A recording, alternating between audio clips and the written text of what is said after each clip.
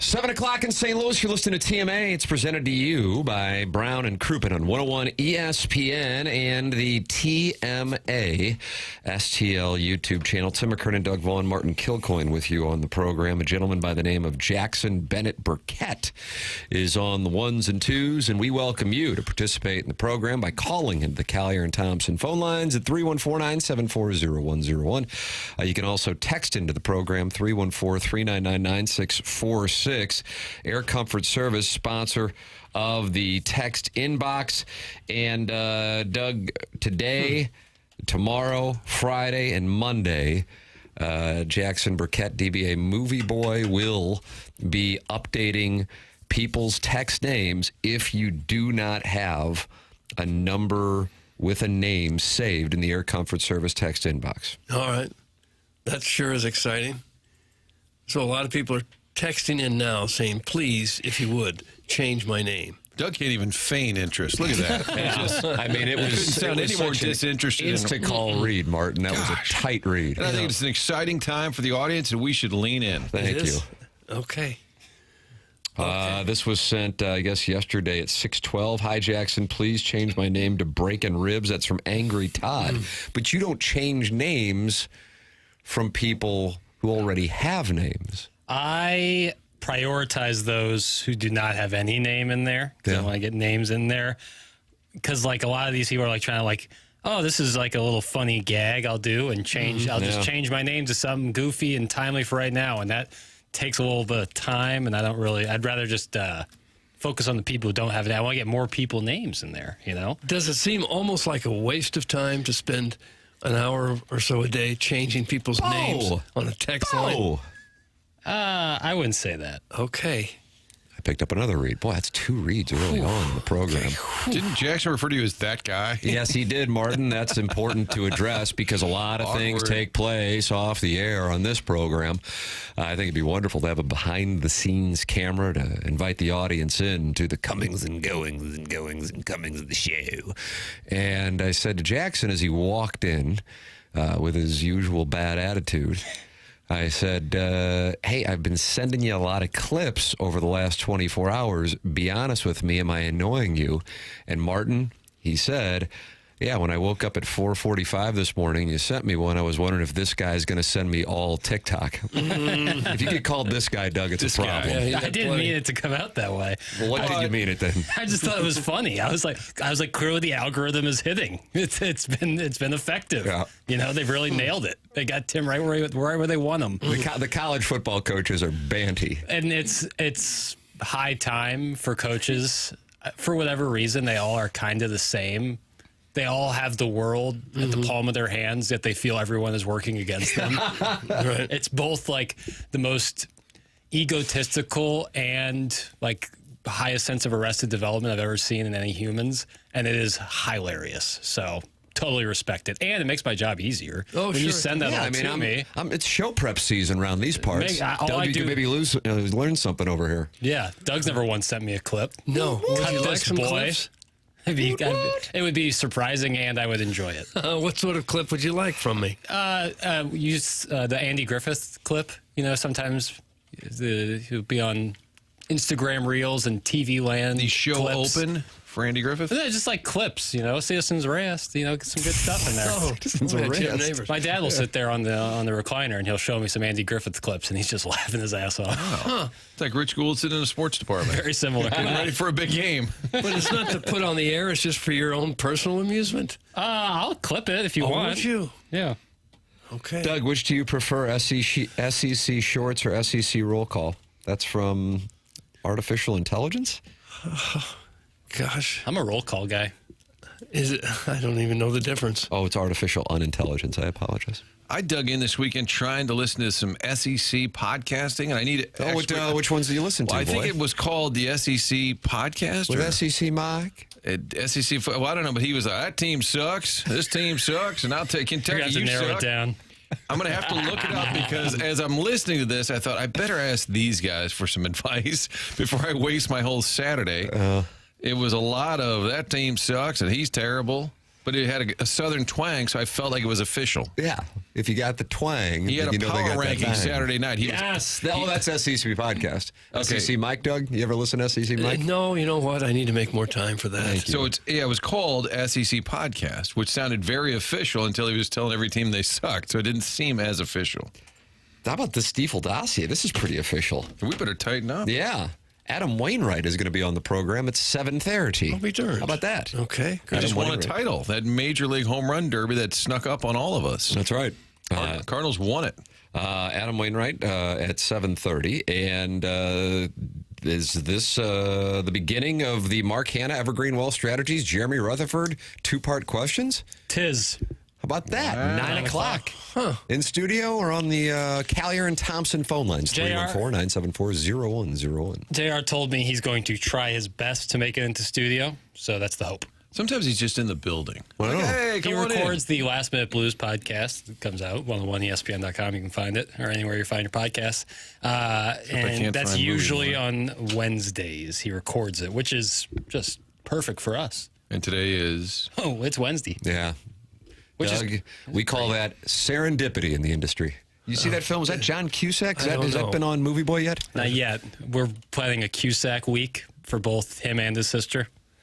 June. And his sister. Tim, any concerns at the Cardinals season-ending press conference that Mr. DeWitt will say, well, it was a championship year, and they'll point to the home run derby that Wainwright and Ankiel teamed up to win. I do worry about that. I think there's a chance. I think there is a chance. Guys, no filler here, but Jackson could totally be on Outer Banks. Let's make it happen, Jackson. That's from John Mardukas. Martin, what does that mean? Pass. It's a television program. Yes. I don't imagine there's a large need for scrawnier, soft-spoken guys. What's the show pale about? as the day is long. What is this show about? Angst. It's about angst. All right, there's a Rudy Pankow. Does he look a little like Papers? Maybe a little bit. Maybe that's the reference. I'm not built for that kind of world. Okay. I don't really watch Outer Banks. Been to the Outer Banks many times. Wonderful part of, So you're qualified. of this union, but I don't know if I would be good for that television show. And what do they do on the show? It's a, like I said, Angst. Okay. Sit around and wallow in their angst. Okay. Yeah, that sounds fascinating. It's a teenage enlists 3 best friends to hunt for a legendary treasure linked to his father's disappearance. Okay. Sounds like a offshoot of a Hardy Boys novel. Jackson loves the Hardy Boys. He read it in the hammock at your place in Jupiter this past February. Was Hardy Boys number 141 or something? No. I do love a mystery, but I don't know if Outer Banks is for me. Okay. We'll ask Adam Wainwright about that coming up on the Stiefel dossier, 7:30. Jeremy Rutherford, Stiefel dossier, 9 o'clock. And I just got a text from Spencer at Stiefel, and I have now been invited to play in the Pro-Am today. Oh, no. Doug, I don't know if I'm the Am or the Pro. Huh. Could go either way, right? It's kind of the way you are. Show these guys a thing or two about ball striking. Papers, didn't we play in this together last year? Yeah, it was a lot of fun. You didn't make the cut, though, huh? Hi, you what got it is. axed. Hey, listen, I can love take what I that. can get. Big announcement yesterday. They're going to move it to October next year, and it's going to be part of the Charles Schwab playoff series. How about with the that? That's a PGA pretty Tour substantial champions. development. I think that is a great thing for the event to be in October. It also helps because you have the BMW Championship in September at Yeah. Belle Reve, so it makes sense not to go head-to-head, but also a big The win. BMW Championship will be in August. Is it? Yeah. The championship day is August 23rd. Oh, well, then never mind. But I Or think a week apart or whatever, yeah. Yeah. Spread them out a little bit. Yes, because otherwise it would have been about a week apart. So I do think that it makes sense from that standpoint. But yeah, the BMW, because the PGA wraps things up before football, NFL starts up. I am of the opinion that college football should start up earlier as well, especially since the students go back to school usually more early to mid-August than late August, early September. And then you get in the college football season on New Year's Day with Jackson's sunset at the Rose Bowl. It is the best. What do you think about college football playing a preseason game so it doesn't count? Everybody gets that Like a butt-ass Central game. Arkansas game? Yeah, everybody gets that game just to kind of tune up, see what they have. And then you can play it that week earlier, start early, and it's just kind of a tune-up game. Yeah, I could see Would that. that just lessen the interest? I don't can't think of a reason why that wouldn't work. Because you already know, well, it doesn't count on your record. I think if they're going to play, they just as soon say it counts and put 65,000 fans in the stands. Yeah, I guess. Well, they might show up. Jackson doesn't count the bowl wins. Right. Correct. They're exhibition games. Coach Drake. Did you feel that way before you started working on this show? You did, really? Well, once It's not a popular take if you're a fan of a team that wins the bowl game. Now, if you lose, then you say the bowl games don't count. growing up, I probably but also growing up, there was less guys kind of just, bowing out. Less guys bowing out. Well, both for players. guys would bow out if they were going to go to If the league. the players don't care, why should you? The guys would bow out if they're going to the league, and that was understandable. And you just kind of, but now with the transfer portal and guys leaving, teams just aren't the same. So it's, once the facts change, then my opinion can move. But the Missouri win over Ohio State, that was different. That one counted. Oh, come on now. Not really. Did you buy a T-shirt? Have fun Did on you buy a Power T-shirt? Mizzou today. No, I was fired up when Mizzou won, and I was rooting for that game like I would any other game, and I'm glad they won. But if they lost that game, I wouldn't be like, oh, man, the season wasn't as good. It was incredible. It was an awesome season, one of my favorite seasons I ever got to watch for Mizzou football, and it had no bearings on whether they beat an Ohio State team on their third quarterback. Whoa. Whoa! Did you buy a T-shirt that said Cotton Bowl champs? No, I've never been to a Did you bowl buy game. a pennant? I have friends who always want to go to the bowl game. I'm like, Who that does, sounds- Herb? I was like, why would I spend my money on that when I can go, if I'm going to spend big money on going to go see a Mizzou football game, I'd want to go see it like an SEC road game during the regular season. Not, no offense, Nashville or Memphis in January or December. Okay.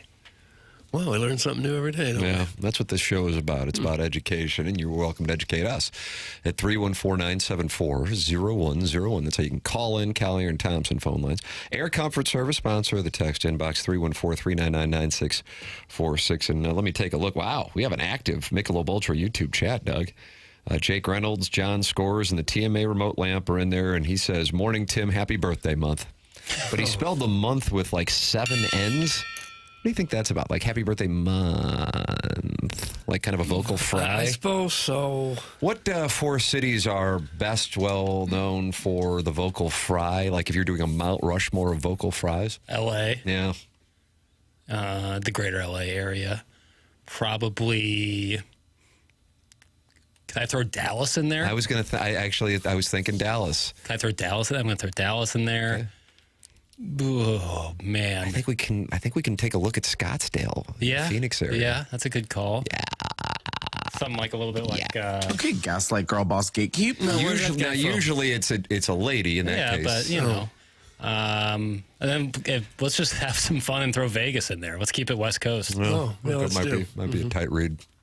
Okay. Well, glad we got through that. That's a Mount Rushmore. Yes, it is. Yeah. And we need more of those. I agree with you on that take too. Hey, there's something of note that took place yesterday, and I'm asking this because I think it's always important to credit the source. And Martin, this is Bernie Miklasz and Tom Ackerman, and I couldn't tell. It was a video sent out by a. And I want to credit where I saw the video. Cardinal Stats. I follow him on the Twitter tweets. Anybody know which account this is? Redbird Farmhands? Might have been. This is on me because I should have gotten this. But they did an interview with. They have Ali Marmol on. It's a KMOX thing. God bless. Tip of the cap. And it's Bernie Miklasz, Tom Ackerman, and I couldn't tell who the third person was. Could be Chris Usually Ranji. Ranji. Gas House Gang? Yes, I believe that's what it was. And Tuesdays with Ollie. Okay, so properly crediting, it's important. And they have Ali Marmol on, and then they have as a guest Brant Brown on. Mm-hmm. And I thought that this was a really eye-opening exchange. Did you guys? Are you guys? I'm aware of it. Yeah, I this did is one not of the millions of hear it. TikToks I was sending Jackson yesterday while he was I think bitching it's about a it. stunning, You agree with me? stunning revelation by the hitting coach who had a rather harsh critique of Jordan Walker. Yes. Here it is. This is from the Gas House Gang program. Bernie Miklasz, Tom Ackerman, Chris Ranji, Ali Marmol is on the Zoom as well, and Brant Brown, the hitting coach, on Jordan Walker. On his daily structure level, is at some point in time he's going to have to devote kind of more focus on preparation. We've had long conversations with this. Is not only looking at film on the starter, but also being able to come in and the first day of a series, like just take a look at all the bullpen guys, like all the information and videos available, just so we're not like, getting snuck up on when a guy comes in. When Jordan Walker is ready to be good, like I feel like it's going to be up to him. Like we all know the potential.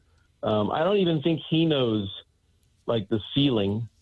And so all these words is like, we always talk about this is like, okay, well, this is what they're doing to you and this is what you want to do. But if you can't do what you want to do, like, what are we going to do about it? How are we going to counterattack? So just trying to continue to make the point of like how preparation, how movement patterns, how, can we counterattack? Like, we're going to have to give up something to get something. So for a while, until we can show them that we can do this, like they're going to stay there. And then once you start to do it, well, then guess what? You get to come back to what you want to do because they're going to have to do something else. So like, it's just a constant game. It's a big gambit of zigging and zagging. And I just think that, he's still in zig mode, and like the zag mode is just like, it's a stone's throw away. It's there. We just have to, try to keep working and have him commit to it. Base hit there. It's Brant Brown, and I think the beginning is the part that stands out the most. I mean, you don't hear a hitting coach point out that a guy's not putting in the work, that he's not studying the film. And I think there's been growing frustration there, but typically these kind of things are whispered behind closed doors. And so for him to say it, to me, is the staff has hit a point of frustration. They know we always ask about Jordan Walker, and I think they're finally, here you go. Here's what's going on. You guys want to keep talking about it? And I don't think, if you listen to Brant Brown, he's not a outspoken wild man. This is not a college football coach just looking for clicks or headlines. He just gave an honest. Whoa, that hit very close to home for some of us in the room. He just gave an honest answer. I imagine that it came so easy for Walker early in his career, high school career and whatnot, that he didn't have to do much except grab a bat and stand in the box. And even his rookie year in the big leagues was a good year. He had 16 homers, hit 276.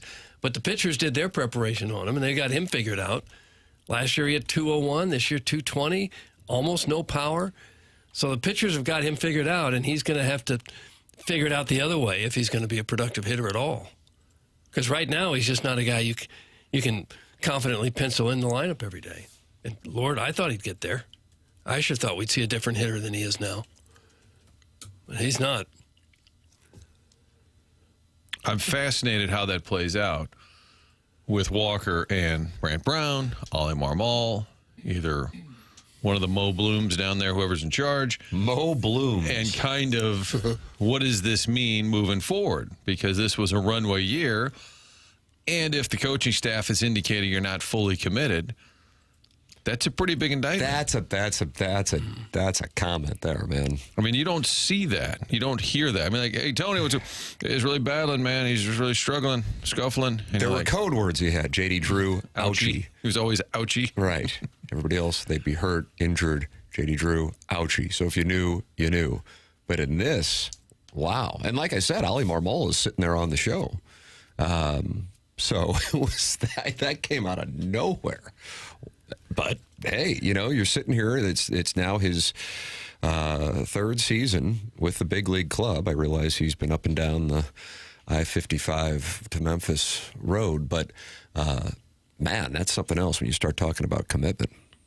Yeah, I'm sure the video guy's got video ready for him. You wonder if he just refuses to watch it or refuses to sit with one of the coaches or exactly what's happening there in real time. Guys, do you think Heim encouraged them to be so forthright? That's from Caller Ellen. I don't think he had any role in this. I think that's just Brant Brown giving an honest answer. Brown, who came here not largely, but in part, because Albert Pujols endorsed him to the team and to Ollie, because he'd been with them briefly in L.A. with the Dodgers. So I think the team, the organization, the org, Doug, is it the org? It's the org now. Has bought in on Brant Brown, even though the offense is, of late not been very good. But I don't think he's doing it to just kind of shock anybody. It's just his honesty. He doesn't do a ton of interviews. I think he just gave an honest answer, and people are like, holy smokes. Coaches throwing their player under the bus is just the next chapter in the sad decline of this once storied organization. Such a bad look. I'd take my pitcher purposefully nailing my catcher in the chest over all this garbage. Shameful, Doug. That's Sharon in Clayton. Oh, okay, Sharon. Yeah, She's not happy with Brant Brown airing it out. I think typically that stuff is kept behind closed doors. Now, it helps understand a little bit the struggles that he's having, potentially. Now, he could come out and say it has nothing to do with it. But I would actually, now it's kind of like when Edmonds and LaRusse had the back and forth. Was it 2008? Edmonds made his return, and remember, Tony's like, he's on the other team now, because Edmonds had said something. I'll never forget, Strauss and I are in the clubhouse, and Tony's like, he didn't play here anymore. Nobody cares about him. He's not one of us, or something really hard. And we went over to Edmonds. We were like Mrs. Crabtree. Tony just said this, and Jim's like, I don't care. I don't play for him. And we go back. Tony, he just said, it was, now I think it's that little volley where we go back to Walker, and in all seriousness, how do you respond to this? That just blows my mind. His parents are both extremely educated people. He was committed to Duke to play. He's got to be pretty damn smart. Seems like immaturity from the information that we have. That's from producer Joe's ass scab. Which is a credible source, of course. That's who we turn to for insight. We have the Orson Woods wacko for Missouri Quarterback News and producer Joe's ass scab for Jordan Walker News. He's still only 23, so he's still got another year or two to figure it out. But he's going to have to get on his horse here and do it, because he's got a long way to go as it stands right now. What's the closest comp to this? When Rasmus struggled, remember there was kind of the back and forth, but his dad was chiming in, right? Tony Rasmus. On message boards, and I think Tony would get coaching him still. And then LaRusse would get questioned about it a little bit. It got very awkward, uncomfortable. But I think this is slightly uncharted territory. You just don't see that. A prized prospect, a first-round pick, where there's been tons of discussion. And when the hitting coach basically says he's not putting in the work, there's no other way to read that than to say he's just not putting in enough work. Yeah. That's pretty damn. I think the org as a whole is in a pretty good spot. I didn't feel like it. It could be there's a lot of them not putting in much work because they don't hit much. That's a great follow-up. Derek Gould has a story, and he followed up on what was said on the Gas House Gang with Bernie Miklasz, Tom Ackerman, and Chris Ranji when Ali Marmol was on, and this is, again, coming from Brant Brown. That is where the audio came from. I need to see Jordan have a sense of urgency for the things that need to take place in order to give him consistent results. That's Ali Marmol talking to Derek Gould of the Post-Dispatch. That goes with his move toward the ball, his preparation in the cage, but also his approach in a game. You have to start to see progress, the manager continued. I think it's important as you're evaluating the next month, you need to start to see progress and consistency. So Ali Marmol also talking about Jordan Walker and using the word preparation. Now, could they be saying the same thing about Nolan Gorman? Because he's having a similar type year. He's played more. He's got, 8 more home runs, but the batting average, everything else, the high strikeout rate, all that's pretty similar. And what if the answer is, he's putting in the work, he's just not very good? Yeah. Then they need to say that now. We demand full transparency. Who's good, who's not, and why? And does putting in the work matter? I noticed last night, I know the numbers are skewed a little bit with the A's because of the park they're playing in this year, but the first 5 hitters in the Oakland lineup all have considerably better offensive numbers than anyone on the Cardinals. Not even close. The first 5 guys in the lineup. No, I don't know if they're just playing in a bandbox. It must just be it's either a bandbox out there or the A's have got really good hitting and lousy pitching. If you would have been aware of the bandbox in Oakland, I think the prime ministers would be joining us in the playoffs this week. But instead, you're on the sidelines watching the Southside Seamen do their thing. Well, I had some computer glitches. I got hit with a Trojan horse, and it wiped out a lot of my numbers. Otherwise, your team would have been chock full of A's. Absolutely. Yeah, absolutely. Jordan Walker said, I don't think it's ever comfortable changing what you're used to, and that's kind of how it is right now. I do want to see results, obviously. Getting back to where I was right after the All-Star break, I think I really liked my approach there. Working with Brant Brown is the best answer that I have. This all is a byproduct of this conversation that took place during Ali Marmol's weekly appearance on the Gas House Gang. So he did speak. So Walker was asked about those comments, it appears.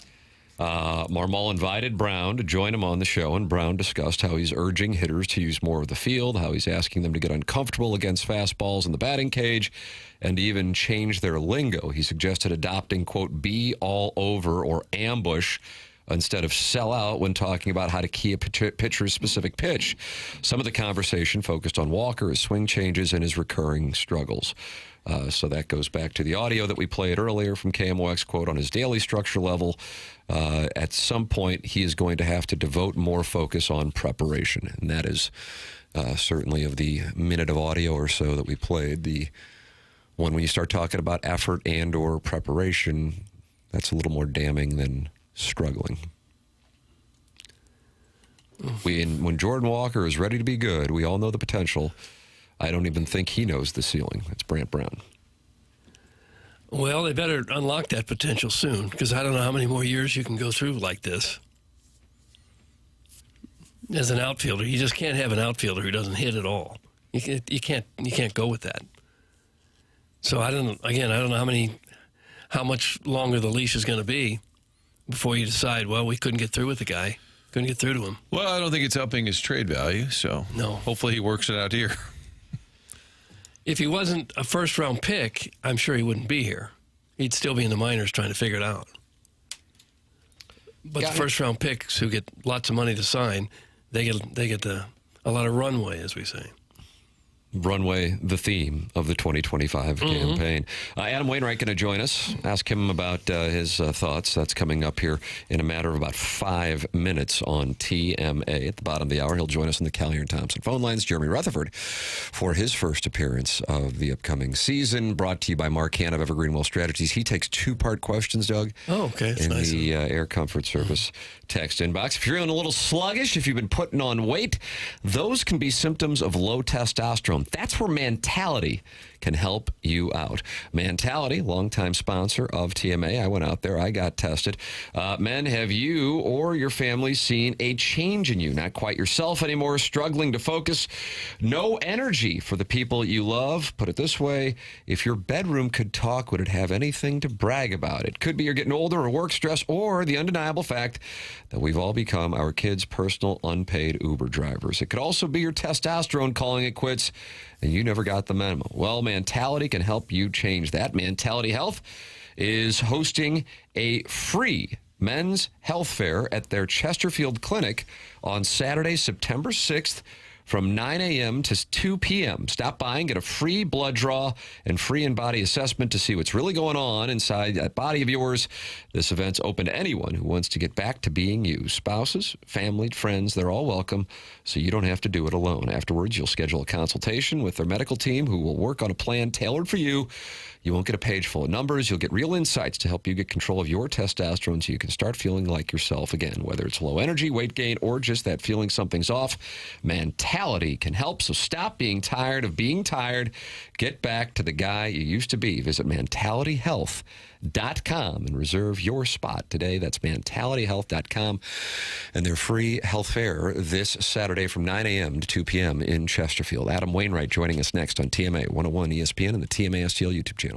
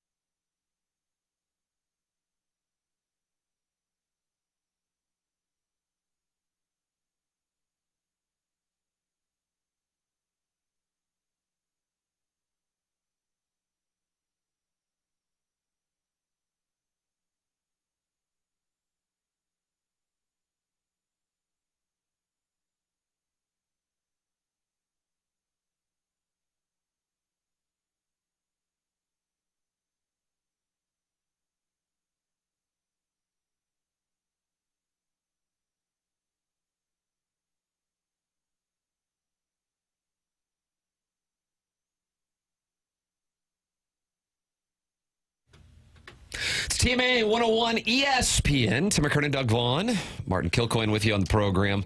And Doug, it is our pleasure to welcome to the Callier and Thompson phone lines right here on 101 ESPN and the TMA YouTube channel, the great Adam Wainwright. Morning, Adam. Morning. How y'all doing? We're wonderful. How are you doing? What's going on? Oh, I just dropped kids off at school, and I'm headed to my little men's Bible study group. And, yeah, that's what I'm doing. Then I'm going to get packed up, and I'm going to fly to St. Louis in the next couple of days. I don't want to tell you exactly when, because I know there's a guy named Jacob out there listening to this, and he'll be there if I tell him exactly when. Oh, Is no. that right? Oh, you got a little situation going on? Nah, there's a few of them. There's, you know the guys. You are you lugging a trophy around right now? Are you wearing like a home run derby belt? How are you celebrating your new title? I'm glad you brought that up. Let's talk about that for Okay. That was a fun time, man. The Home Run Derby X, I think eventually we're going to see that on the MLB channel probably in the next year or two. It is too much fun for everybody involved. The players love it. The fans love it. It is just a blast, man. It is so fun. And I trained for that for 3 weeks in a row, just hitting 3 or 4 times a week. My local high school here, Glenn Academy, where I went to school, my alma mater, those coaches, they got me ready, man. They would take an hour out, switching back and forth, and then the last 2 weeks I had the same coach take his lunch every day to throw me batting practice. So, man, I owe a lot to them. It was fun, though. I was glad that we won. Home Run Derby X was an MLB organized 3-on-3 baseball tournament. You're basically swinging for the fences. It was you and Ankiel, and then each team had a softball player, co-ed.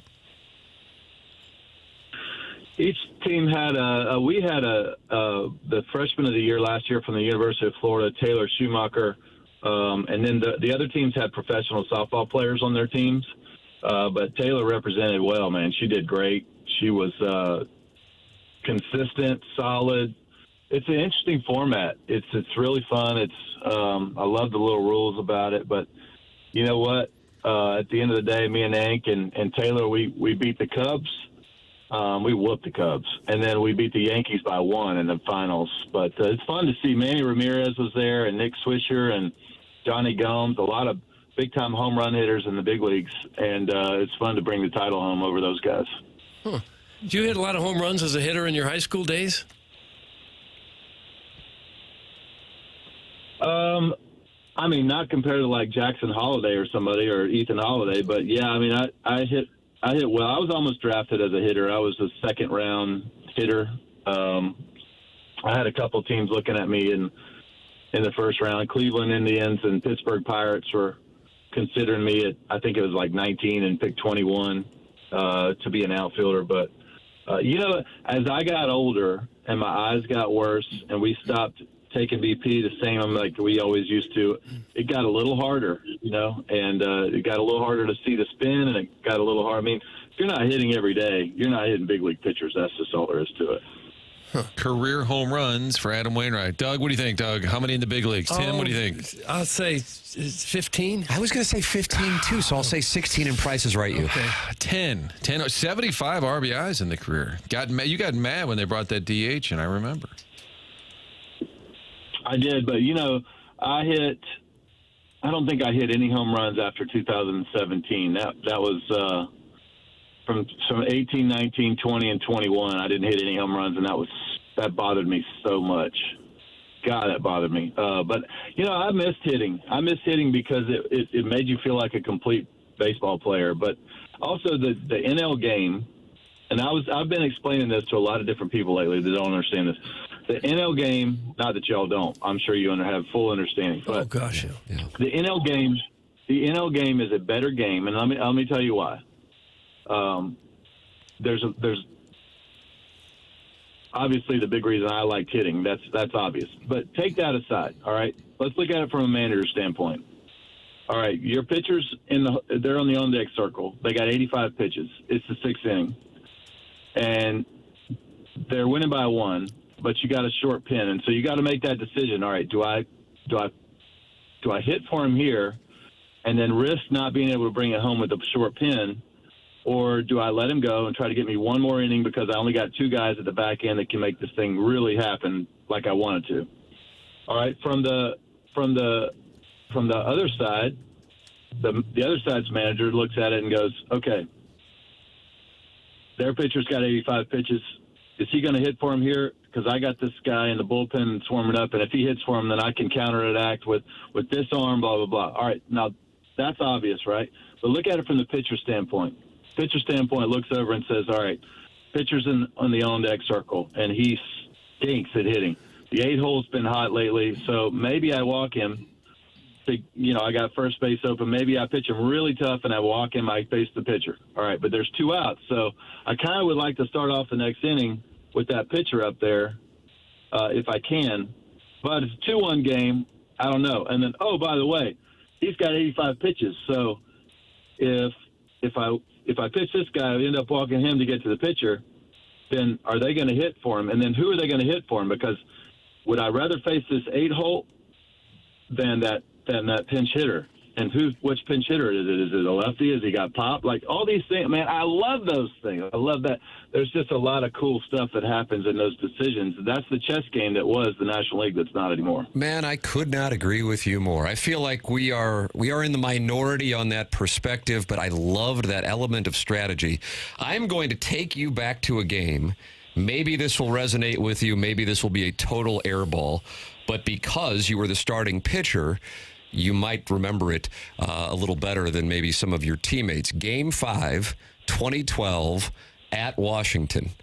And I know that start didn't go the way you wanted, but it wound up being an absolute classic Cardinal comeback and a move that I was observing. And I was actually texting with Mark Mulder and Matt Vasgersian, who were doing MLB stuff or ESPN stuff, while it was going on. And then I asked Tony La Russa about it a year or 2 later when we were hanging out at spring training.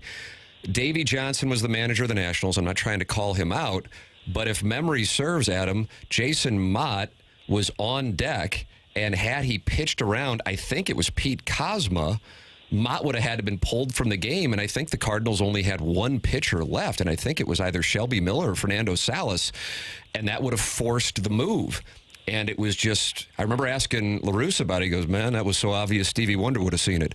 And it's that strategy that you lose now with the DH. I don't know if you recall that, but it's those kinds of moves that implemented some maneuvers that were so key. And I think it played a role in the 2011 World Series as well, where La Russa, I think, outmanaged Ron Washington.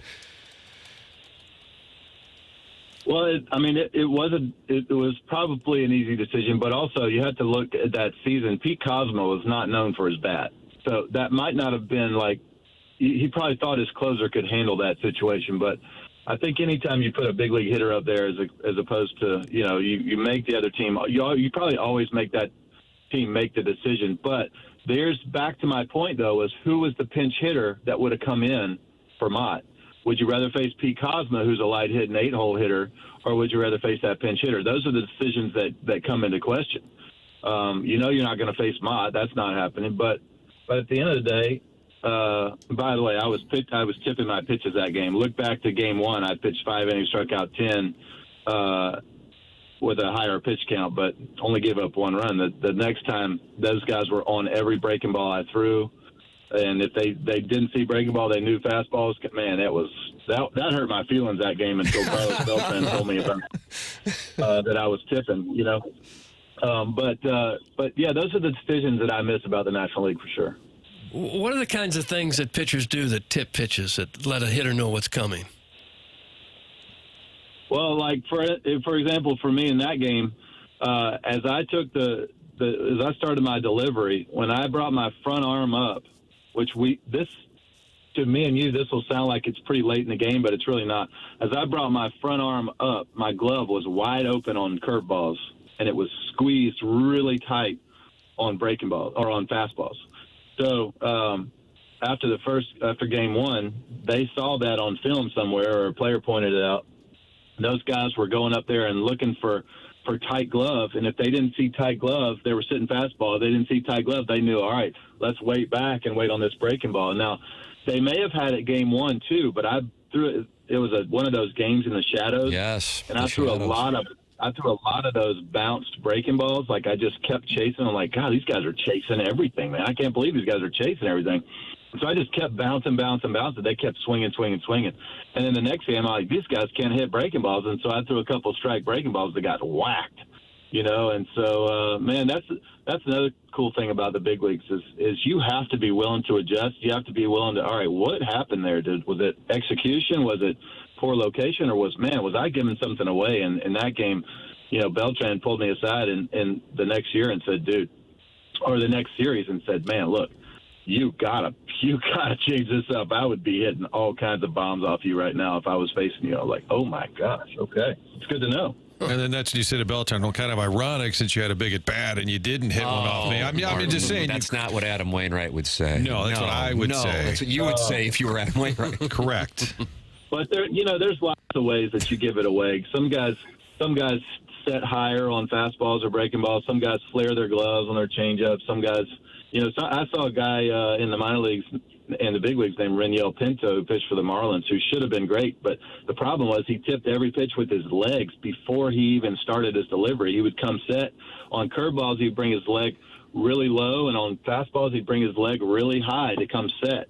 And hitter's like, all right, I'll get back in the box, or, man, I'll move up in the box. And my ears hurt every time he pitched. And he was throwing 95 with a nasty breaking ball back in the day. So these guys know what's coming. It makes it very hard for the pitcher. I think we always heard that Edmonds was good at noting that for teammates. And you think of Jimmy, hey, why are we playing? It's cold out. And but actually he's locked in. Baseball savant. Yeah, and because he would walk around saying, I don't want to go to BP, Tony. The people thought he wasn't locked in, but did he ever help you with that? Yeah, Jimmy's he's a showman, right? Jimmy was going to make the catch and do 4 rolls and then stand up and kind of stretch and have the trainer and Tony run all the way out to center field. And then, he would stay in the game and everybody would give him a standing O. He loved that kind of stuff. But, Jimmy Edmonds is one of the greatest center fielders to ever live. And he always made that catch and always got the best jumps off the ball. I mean, that catch he made when Suppan was pitching in the playoffs was one of the greatest things ever. Game 7 against the Astros, Ausmus. Incredible. Yeah. Incredible. But Jimmy, one time I was throwing a bullpen session down in Jupiter, Florida, right out there outside of the clubhouse, right there between field 1 and the clubhouse. And Jim's sitting at the table inside and eating his eggs or cereal or whatever he's eating, and he's looking through the door and then through that green screen that's on the backside of the bullpen mound there. And he walks out around the side with a bowl in his hand and said, hey, Dunk, Wayno's tipping his changeup. And he walked back inside and sat down. I said, Dunk, what am I doing? And he goes, I don't know. Go ask him. And so I was like, all right, I'll ask him after the bullpen. He goes, go ask him right now so we can work on it, idiot. And I was like, oh, okay, yeah, that makes sense. And so I ran inside and I'm like, all right, show me what I'm doing. And I was doing something with the tilt of my glove. Now, it wasn't like I was flaring it, but I was tilting it different as I took the sign. And he could see that from inside through the green screen eating his cereal. So, yeah, there's guys. That's kind of a lost art now. Guys aren't doing that as much. But some of the veterans are, and it's still a game changer if you have a guy like that on your team. How about that? When you have a guy who's that good, and does he get away with being a showman, or do guys still give him a hard time for it? Oh, no. Look, anything is okay if you're playing great, I mean, anything. You can act like a total knucklehead and make everyone laugh like crazy while you're hitting 290 with, playing great defense. But you go out there and act the same way and hit 220, you're not funny anymore. I mean, that's just the way it is in the big leagues. But Jim was afforded those kinds of things because, one, it was a great show, and 2, he was incredible player, one of the smartest players I ever played with, top 3 for sure. Adam's part of the Confluence Music Festival Saturday, the Xfinity race at Worldwide Technology Raceway, and the post-race music featuring Adam Wainwright and the Tip Pitches. You don't have a band name, do you? That'd be a good one. No, not the tip pitches. Okay, No, I don't want to think about those things. All right. Yeah, I do have one of the greatest bands in the world for sure. I mean, I have pulled artists from some of the greatest bands of all time. You know, my keys player plays with Garth Brooks. My drummer plays with Eric Pasley. My lead guitar until very recently played with Brooks and Dunn and Reba, and I mean, just incredible band. But I'm very blessed to have them. But they are not going to be named the tip pitchers. No, I was kidding, of course. Are you going to stick around? Because Bill Murray is the Grand Marshal, and then he plays with his band on Sunday morning. I didn't know Bill Murray. It says Bill Murray and his Blood Brothers are playing Sunday morning. Have you met Bill before? I have met Bill. I met him in London. He's been in Chicago at Wrigley a few times too. I never got to shake his hand, but in London when he was there watching the Cubs cards, I got to talk to him for a good while. Great man, huge baseball fan. Unfortunately, a Cubs fan, but really knowledgeable about the game. He really knows what's going on and follows it real closely. Adam Wainwright, our guest here on TMA 101 ESPN. Callier and Thompson phone lines. Always good to talk it over with the Cardinal legend. I want to ask you, I don't know how familiar you are with this, as you probably are not, but the hitting coach, Brant Brown, was on KMOX yesterday, and he said this with regard to Jordan Walker.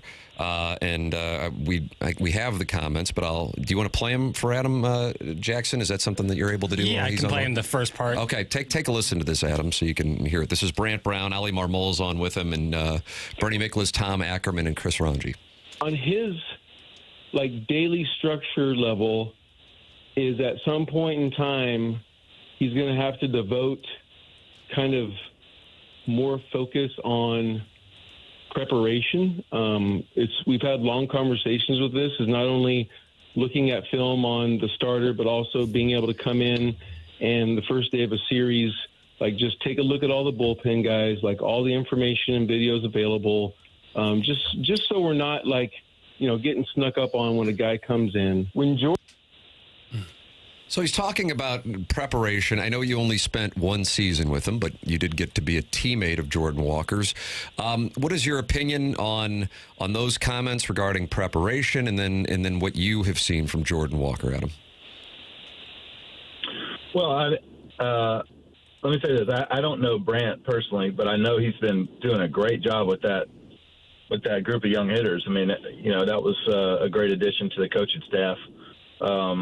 I mean, usually you like these kind of things to stay in-house, but I will tell you for a fact that these conversations have been going on in-house for years. It's not anything that these coaches staff, the guys on the coaching staff have been grinding, trying to figure out how to relate to players and how to preach into them so that they kind of get it. Jordan came up when he was really young, had nothing but a lot of success all the way until then. And so sometimes when you get a young player who has had nothing but success, when they struggle, sometimes it can be hard for them to make changes because they've always done it one way and they've always had success. And so why would I change something? I will say that it's Jordan is a guy who has a lot of talent, but he has holes. Just looking at his swing, looking at his bat path, it's pitchable. I'm just being honest. It's very pitchable. And so, guys know what, big league pitchers, they know who those guys are. They know what those holes are, and they're going to exploit them until hitters can make, and this is not a call on Jordan. This is every hitter, but pitchers will attack those holes until a hitter shows that they can cover those holes.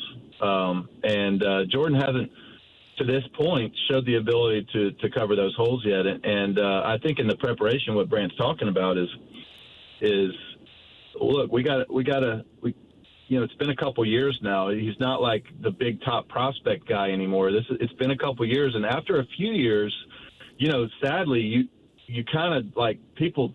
That's who you are. You get a few years, 1 year, whatever, you might have bad, but if it's a couple years in a row, then that's who you are, and you need to adjust. And I think that's where Jordan is, and that's look, it's okay to say that. I don't think there's any hurt feelings in there because this is being said to him every day. You know, this is being said to him by a lot of different people, and this is being said to a lot of hitters around Major League Baseball, not just Jordan, but it's part of baseball. You have to be willing to make adjustments. And I'll tell you this right now for a fact, the guys who don't make adjustments don't stick around in the big leagues. It's just the truth of the game. I was trying to think of a first-round pick where there's a little frustration at their development. I was thinking Colby Rasmus maybe, and it was complicated. His dad would comment at times, and Tony would get asked about it. And what do you remember about that era where Colby was kind of under the microscope, somewhat like this? Yeah, I would say that was a different situation because he had a lot of pressure coming on him from his dad every single day. You know, Colby would get done with the game going 2 for 4. Or one time I remember for true story, he went 3 for 4 with a home run and 1 strikeout. And I came through and I saw his dad and I said, "Hey, great game from Colby today." And he said, "Yeah, but what about that strikeout?" I mean, that was kind of how there was never any positive reinforcement coming from Dad in that situation, and Dad was always there. You know, he was always there. He would get done with a game, and his dad would get him in the batting cage for 2 hours until finally Tony and the staff just said, "Hey, listen, you're not allowed in here anymore. You got to let my guy play the game. You got to let him rest. He's got to be able to recover." And that was a little different situation. I think what you're talking about is the talent level was big time. And Colby, to his credit, had a lot of power. Colby ended up hitting a lot of home runs, played pretty good with Tampa before he retired. I mean, Colby was a good player. Colby could have been a great player, but Colby didn't love the game. I think Jordan really likes the game. He just has to make some adjustments. He just, with his swing path the way it is, there's holes there that you can exploit as a big league pitcher. And he's just got to make some adjustments, but that's okay. I mean, he's still very young and still very possible. I think Ollie, by the way, I was up to date on all that. And I think Ollie, at the end of it, said, by no means am I giving up on this guy. I still believe in him wholeheartedly. And I think everyone does. He just has to make some adjustments. There's nothing wrong with that. You talk about Rasmus and his father. How often is that an issue where a player's parent might become a problem? Does that happen very often in the major leagues?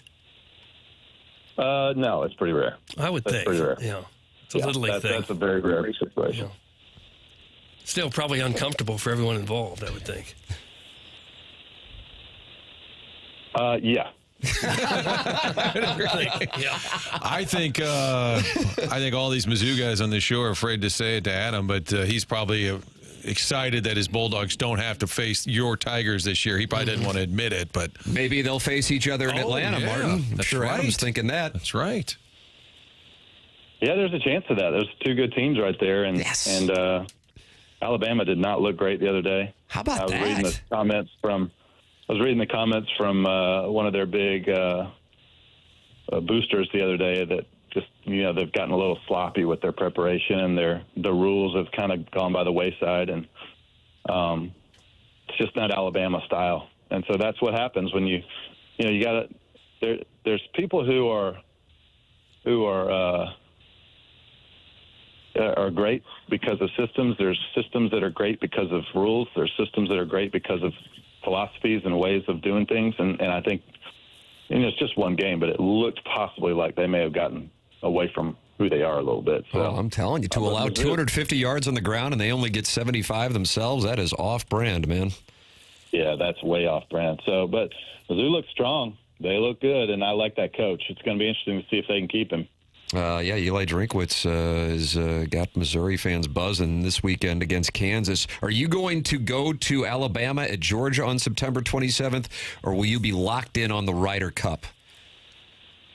Good question. Both great choices. I'll definitely be locked in on Ryder Cup whether I'm at the Georgia game or not. That end of September and October is very busy for me. Really, really, really busy for me with baseball and shows. So we'll see. I'm probably going to watch those on TV. Yeah, that's a great weekend. College football's incredible that weekend, and you got the Ryder Cup. Playoffs get going in baseball. It's a whole thing. Adam Wainwright, you're making your way to St. Louis, correct? Yes, but at an undisclosed time. I can't tell you. That's right, when, because but, Doug, this is I will be, Jacob. Jacob is on alert. I'll be hosting 2013 was our first year, so I think this is the 13th year of us doing this. Our big league fantasy football event at Busch Stadium. It is just my favorite event of the year. It is so fun. We have registrations closed now, but the kickoff event's this Friday. Andre Palante, Matt Swanson, John King, Robbie Thomas, who else? Lars Nootbaar, Kyle Gibson. There's going to be a lot of Cardinals there, and Robbie's there, obviously. So representing the Blues as well. But it's just such a great time. We're going to be playing some catch on the field. We're going to be hanging out and drafting together and playing fantasy football against each other all year. But it's all supporting Big League Impact, the charity foundation I started in 2013 with my brother Trey, and I think we've raised over $13 million to this point. It's been a true blessing and something I'm very proud of. But the event's this weekend, and I can't wait, and I can't wait to see guys out there at the racetrack for the Confluence concert on Saturday either. It's going to be a great time. After the Xfinity race, stick around. Worldwide Technology Raceway, Adam Wainwright on the midway stage performing. A texter said, how about the Uncle Charlie's? Adam Wainwright, you can name. We're naming the band, even though he doesn't need a name for his band. Matt, final thought, Matt Holliday on the show tomorrow. Any message you'd like to send to your good buddy Matt, who comes on here and likes to make fun of us? Right. Well, I'm in 2 fantasy football leagues with Matt, and I can't wait to whip him.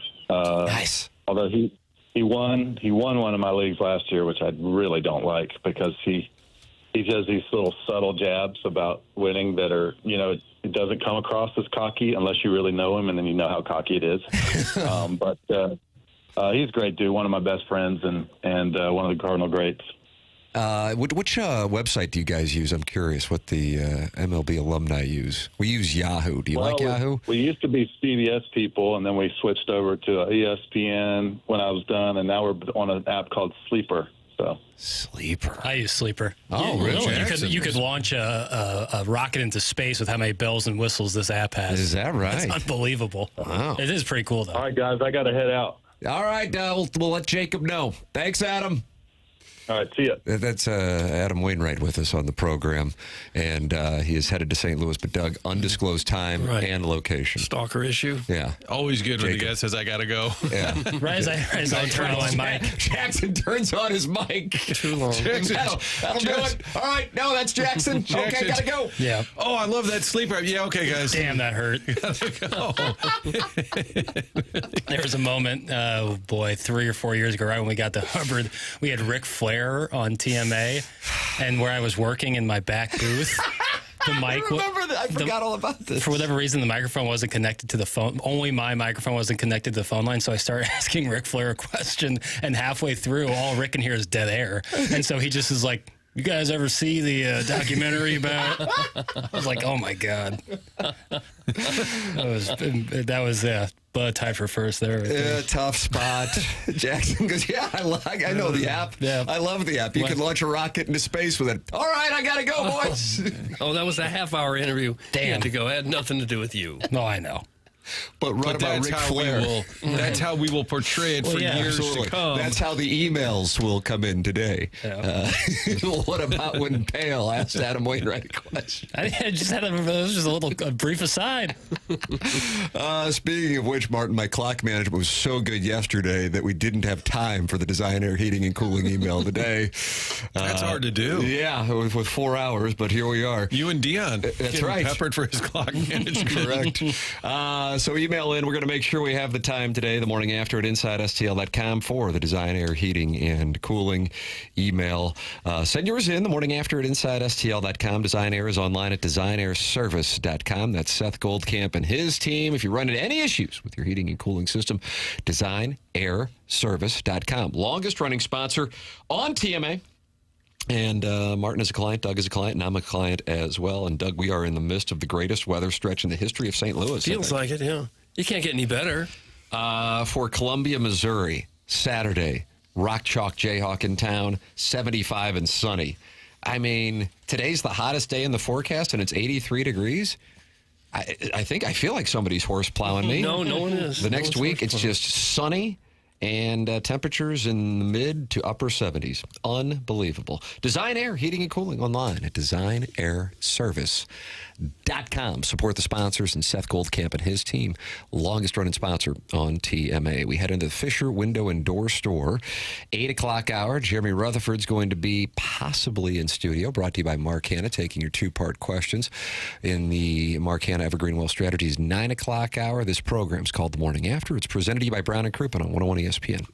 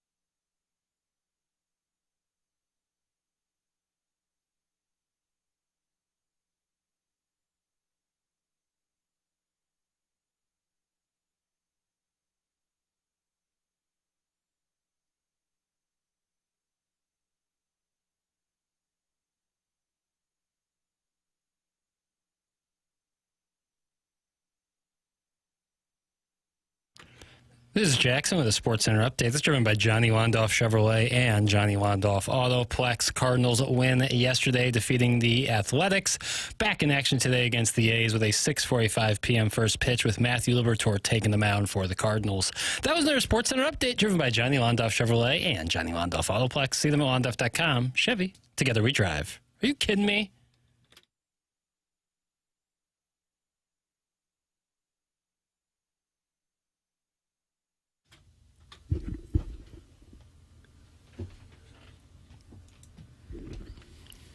Doug, what do you think the music theme is here?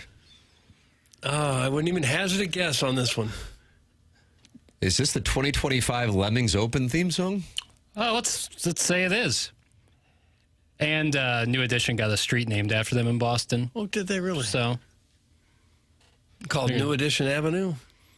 it's New Edition Day in Boston. And they had a street. Sounds like you're learning about this as you read it.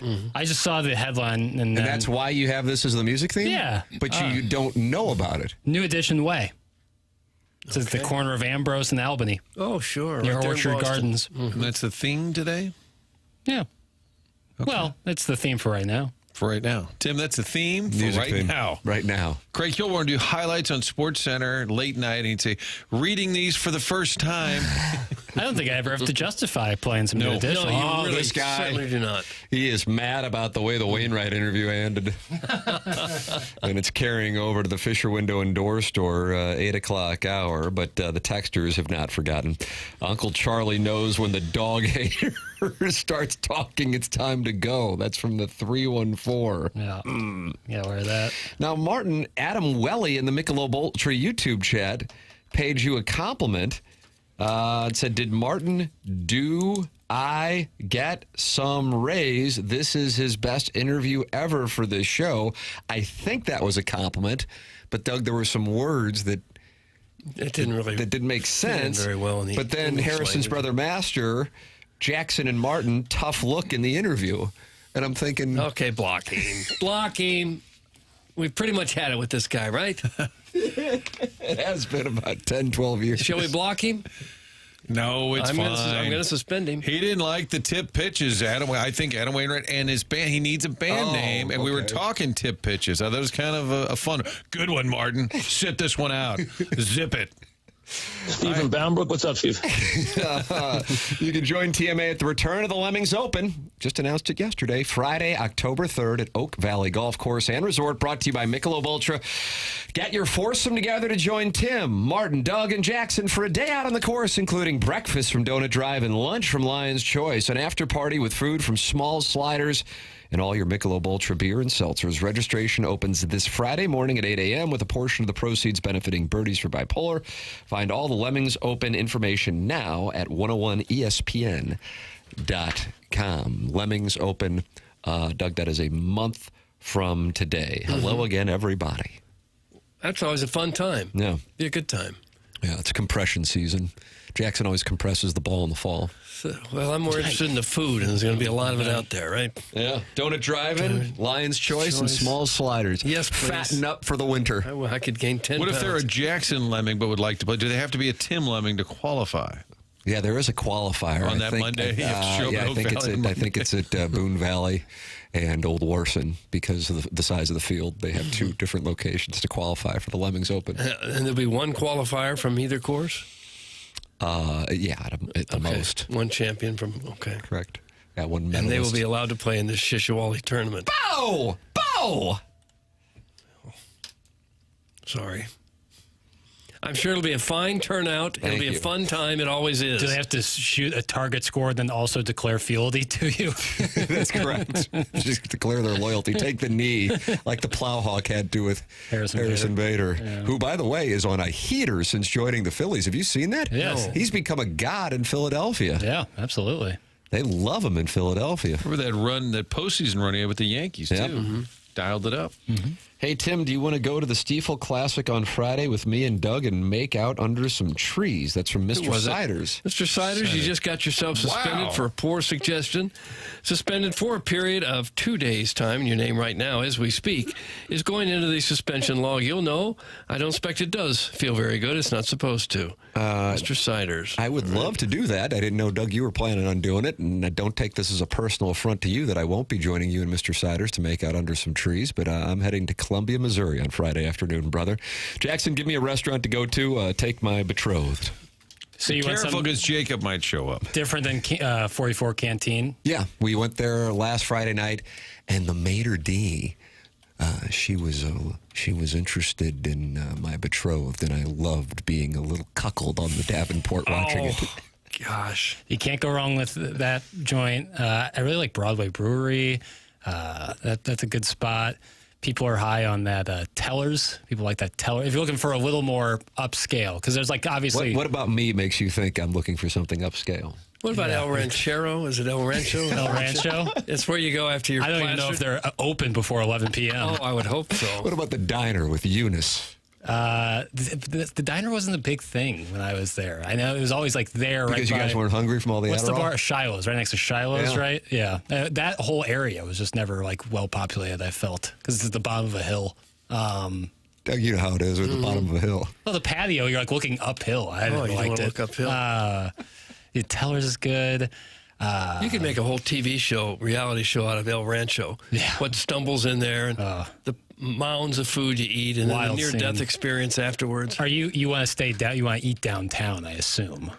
You know, with me, I'm a meat and potatoes guy, and I'm kind of a. I'll go with the flow. Go to Murray's. Love Murray's. Doppler Dave? Yeah, absolutely. Pinkel Patrol? I don't know of a more darkly lit restaurant in America. If you can find it, send Murray's it to me. with no unless you're A. eating in a cave. Murray's with no A. That's right, Martin. But it's good. Really, chicken wings are great. It's a jazz restaurant. Oh Is yeah, Harvest live Moon jazz. still there? Harvest Moon. Harvest Moon, that was the upscale restaurant next to Harpo's when I was there. Is that long gone? No, the Probably. restaurant next to Harpo's is Pizza Tree. Oh, well, they changed it. Getting a lot. Boy, I'll tell you what, the Air Comfort Service text inbox, Doug, would you say it's spinning like a lathe? Yeah, I would think so, yeah. I mean, the texts are coming up. Boy, a lot of Flat Branches. Yeah, Flat Branch is a great I place. lived right next door to Flat Branch. Is that 97, I just 98? don't. Me and Matt Poling, Martin.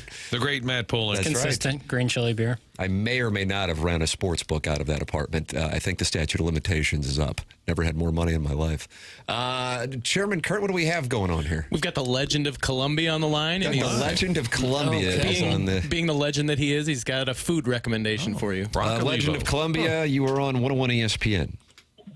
Hey, guys. Hey, yeah, I had to call in. You guys definitely, if you're looking for upscale, the very best place to go in Columbia is the CC City Broiler off of Forum. They have the best steak. And if you get there at 5 o'clock, if you can, ask for the Gary steak. It's like a 25-ounce boneless ribeye. It's phenomenal. Is it named after Gary Pinkel? I don't know who he named it after, but I have met the owner from many years ago. I used to actually do Uber when Uber was still young. I would Uber and make $1,200 a weekend, but I drive the owner, and he actually brings in his seafood from Florida on his airplane. You guys own jet. Wow, Doug, we got to get a restaurant in Columbia. I'm more interested about the $1,200 a weekend you made driving Uber.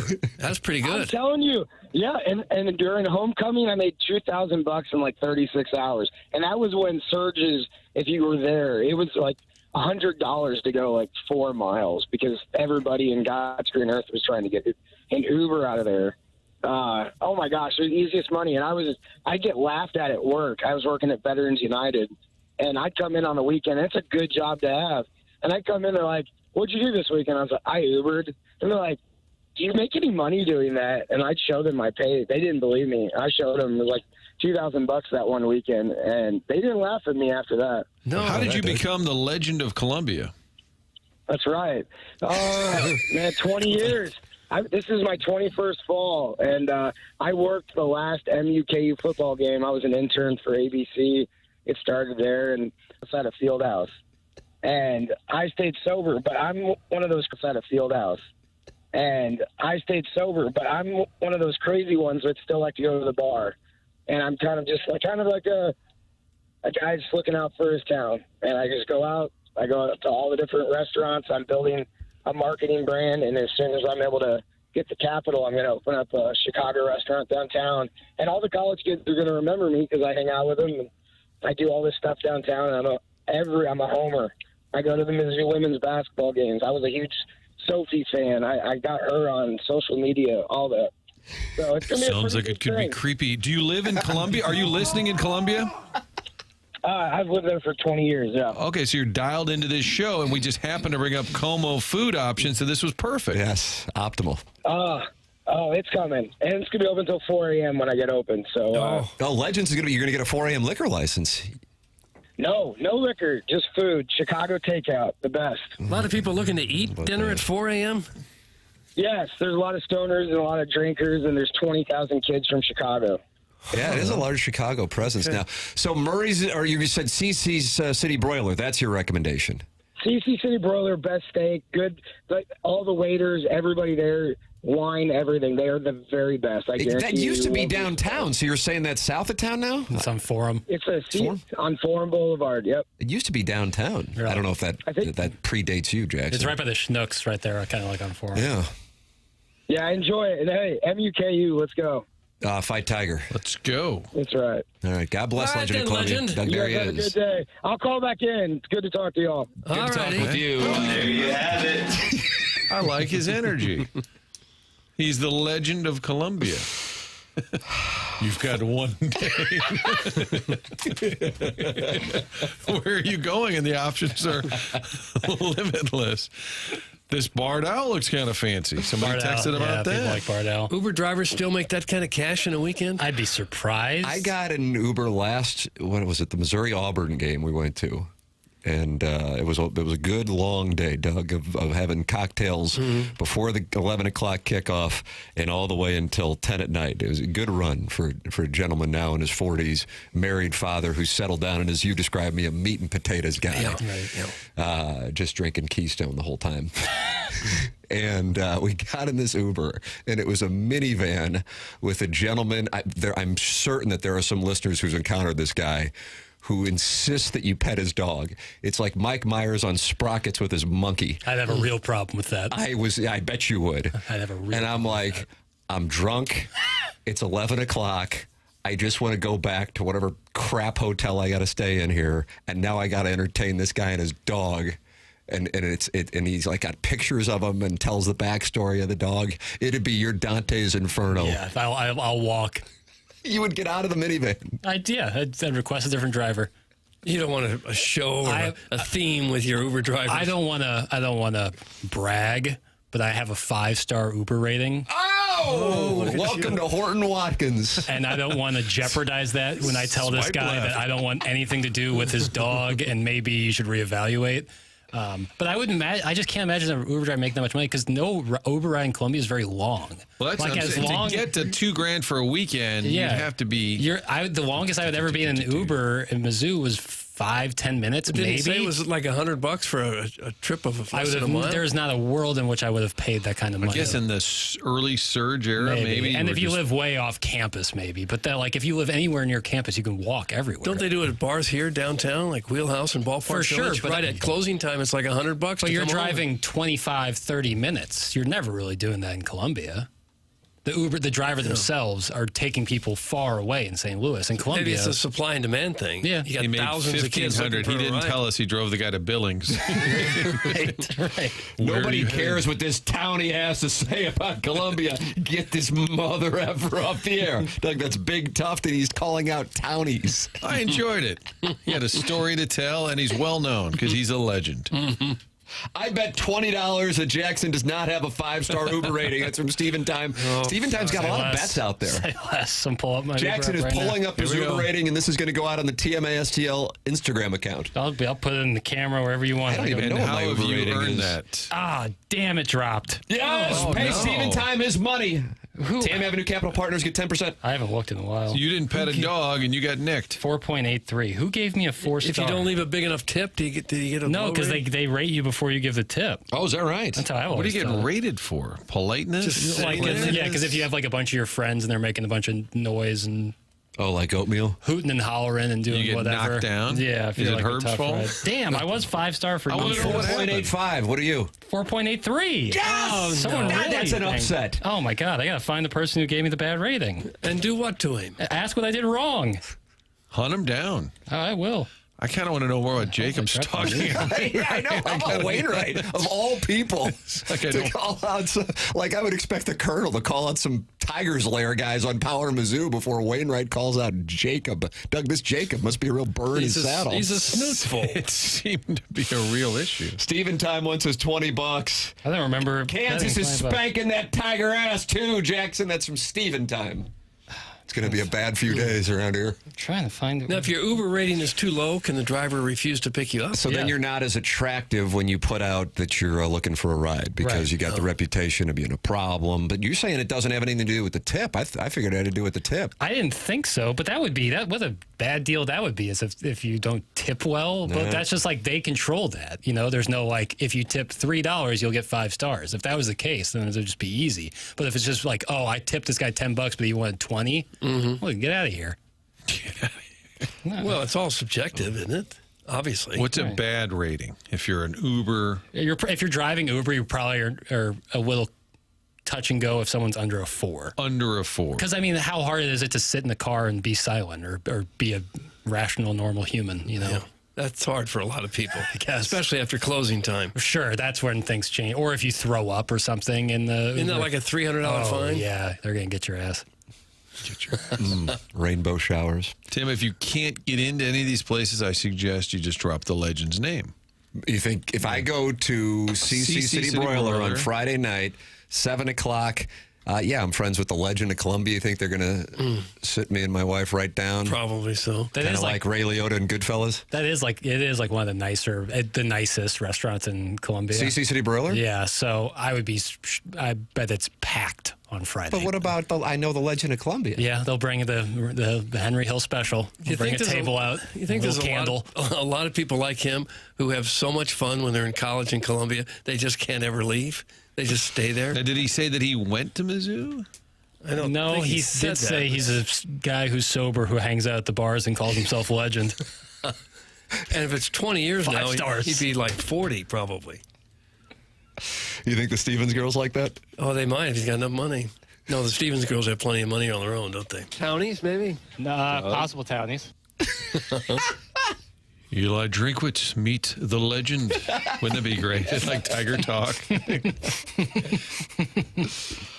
I got $50 on KUBU by at least 2 scores. Come on, Jackson. This S is a lock. That's from Big Steve. So he thinks that Kansas is going to win by more than 2 touchdowns. Wow, you ought to take that and get the money Yo Steven time back. So the line is 14.5 that he's playing. Kansas minus 14.5. You get Missouri in 14.5? Are you booking it with Big Steve? You got to track these bets. I don't want to bet anybody on them. Although if I were to bet, that would be the one because Well, that's hell a yeah. 21 points swing Yeah. from what the spread is right now. Boy, what if Missouri gets blown off the field on Saturday? Yeah, I think I might stick around in Chicago a couple days. Sorry, Are fellas. you here on Monday? Oh, yeah. I thought you were going to be gone one of the... Friday of Following next Friday. week. Ah, got Friday it. of next week. Back to yes. Chicago? Back to Chicago. Chicago suburbs. Wait a minute. Chicago's my town, see? Edward G. Robinson, he was a pharaoh. I'll check Ten in. Commandments. I'll check in with Doug. Guys, that legend sounds a lot like the Cardinal Cowboy down at Busch Stadium. Eek. That's from Bucky's Bang Bus? Whenever the merch part did make me think a little bit of that. Although he seems to, well, I'll keep my opinions to myself and my homeboys. I enjoyed the call. Yeah, I'm a Was Legend there of Columbia guy. I mean, Me too. was that new to all of you? Were you aware of the legend before? No, not at all. But when he gets me that table, the Henry Hill special, Jackson, on right. Friday night at 7 p.m., Yep. I'm going to be a legend lemming all day. Let's see. Jeremy Rutherford's coming up on the Stiefel dossier, 9 o'clock. We think he might be in studio or he might just hang out in Jefferson County. How could we possibly know? We would never know. That's brought to you by Mark Hanna of Evergreen Wealth Strategies. Then we have the Design Air Heating and Cooling email of the day, the morning after at InsideSTL.com. Martin, you know something about Design Air, I believe. Big fan of Design Air. Love those great reviews. Keep them coming. When you have Design Air out to your home, whether it's the AC unit, summertime, furnace in the winter, let us know how it went. Unbelievable how many reviews we get. Tim's dad. They did a great job, Timmy. right there. Tim's dad, another satisfied customer. You can book your appointment or just a tune-up. Even if you're not having issues, tune things up before winter arrives. That's designerservice.com. Fourth generation, that's what Seth Goldcamp is. His family started it more than a century ago, making sure, and it's changed over the years. Of course, the industry has, the technology has, but one thing remains true, and that's the service you get when you deal with Design Air. And that's what the reviews have always been about. Great service, satisfied customers. Keep those reviews coming. Designerservice.com, longest running sponsor of TMA. When you hear a guy like the legend from Columbia calling, just think Design Air is bringing you this show so that you can hear from the legend in Columbia. Designerservice.com for all your heating and cooling needs. There it is. Designerservice.com. Compete in the Design Air heating and cooling email today by emailing the morning after at InsideSTL.com. Let me tell you something. We've got a lot of angry college football coaches coming up in the next segment. Doug, these guys are angry as hornets. Most of them in the SEC. All of them are in the South. Well, I guess one of them is up north in the Pacific Northwest, but they're all angry. They've all been disrespected somehow. Big time. And then they're going back and forth with each other. That's coming up. Some of Jackson's favorites are next here on TMA 101 ESPN.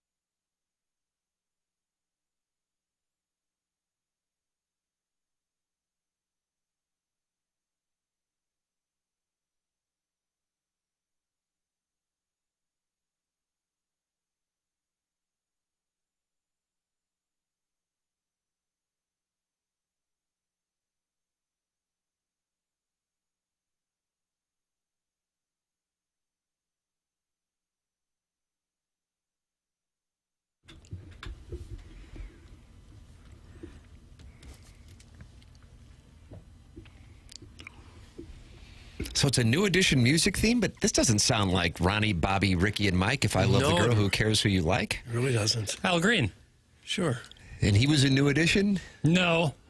I just love Al Green. So the theme is yet again malleable. Extremely. Can't go wrong with Al Green. Do you think these out, or is it just something that hits you right before the break? It's a nice question. I don't know. I was walking back and I felt like I haven't heard Al Green in a while. Okay. And I love Al Green. All right. Jackson and I were talking off air. Again, now we're doing behind the scenes of TMA here. And I said, my wife's kind of targeting Addison's, but now with this Legend of Columbia hookup at CC City Broiler, maybe it'll change things. And Jackson said, well, they're known for their nachos. They are. People love their nachos. What, am I going to the Busch Stadium concession stand? They're like upscale. Doritos? They're Upscale like nachos, nicer nachos. And I say that they're known for everyone. The kind of nachos you'd get off Ladue Road. Yeah. Hey, Tim, what's your wife looking for? Because they have pretzel bites. It's nicer than How that. are their chicken tenders? It's nicer than that. I've had their calamari before. Delicious. But like if it's between Addison's, like I think Flat Branch is just better.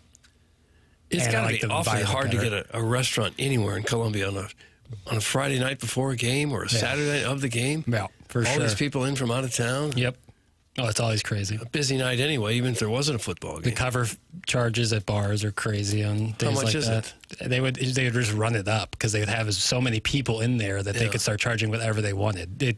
Homecoming would get up to $70, $80 to get into. I'm not joking. Get into field house. A college kid is supposed to give him $80. No, it's because the parents are there and they're like, well, we didn't come to Columbia to like hang out in the hotel or just walk around, so we're gonna go to a bar. It's like, all right, if I have to pay $200 to get into this bar or whatever. And people do that for sure. Now it's not always when it starts like at 5 or 6 or 7. It's $5-10, but so then it goes up. Where would the townies go? Townies? Probably not downtown. I'd have to bet.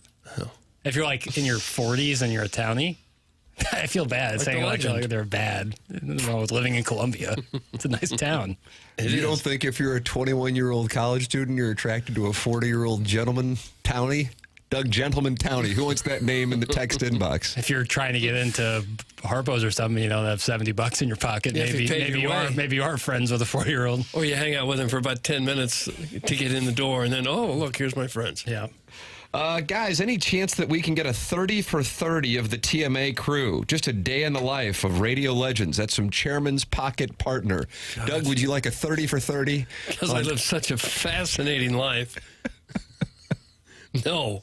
You'd say, gosh, is this all you got? Is this all you do? Yeah, that's kind of it. Mm-hmm. It's like the guy who offered me $1,000 to post on social media for a month. And I'm like, it's me in the basement. I don't think you're getting proper ROI. That's the thing. It's me wiping a kid's ass. Oh.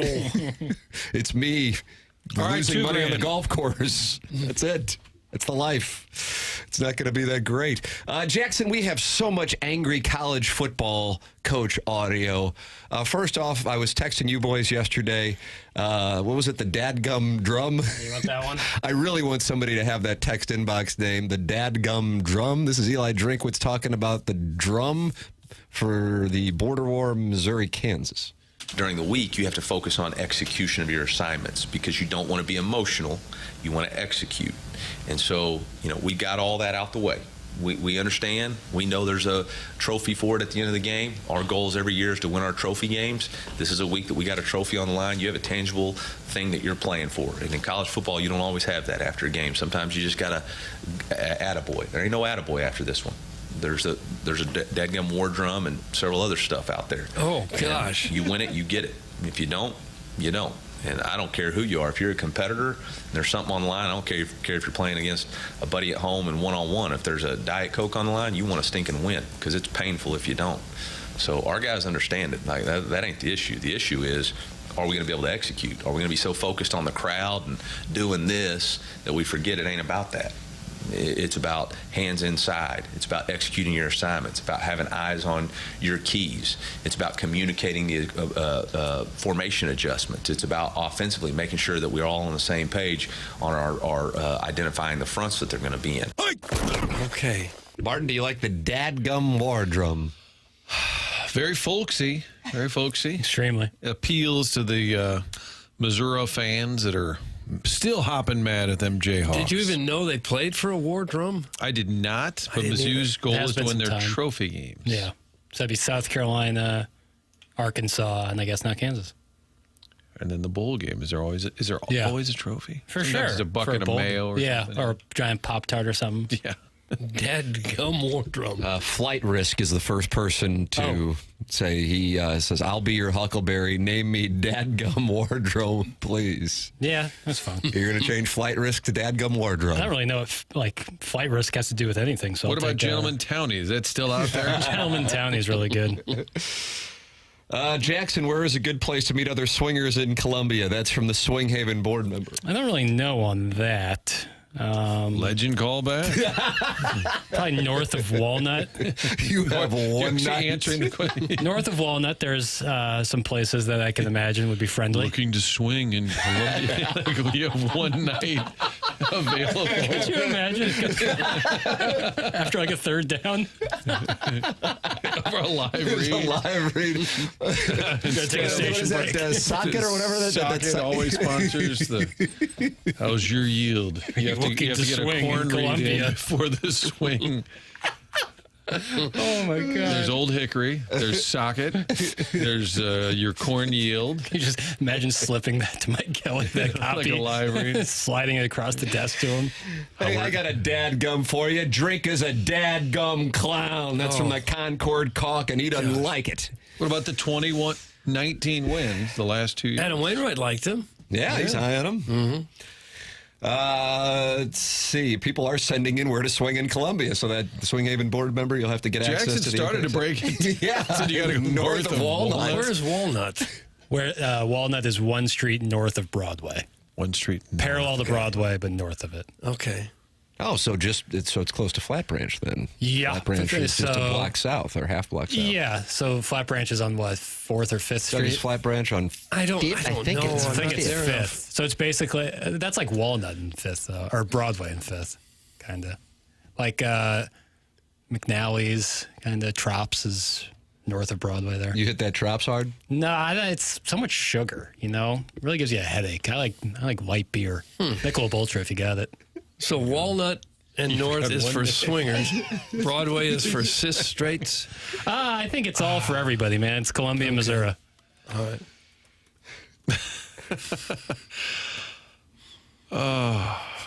Dadgum Wardrum. That's in there. It is officially in Flight there. risk has been Gentlemen, changed. there are a lot of people who want Gentleman Townie for the Now record. they're fighting over it. Yeah, they're fighting Will over the it. wardrum just be handed to the coach at midfield when the Usually game is the over? players take it and start running around and banging on the drum. Okay. That's the way it usually works. I missed that. Doug, if you want to go swinging in Columbia, go southwest of Nifong and Forum. Lots of opportunities for you. That's from the 5. Where? Southwest. South of Nifong. It's like It's very specific. It's like a high V.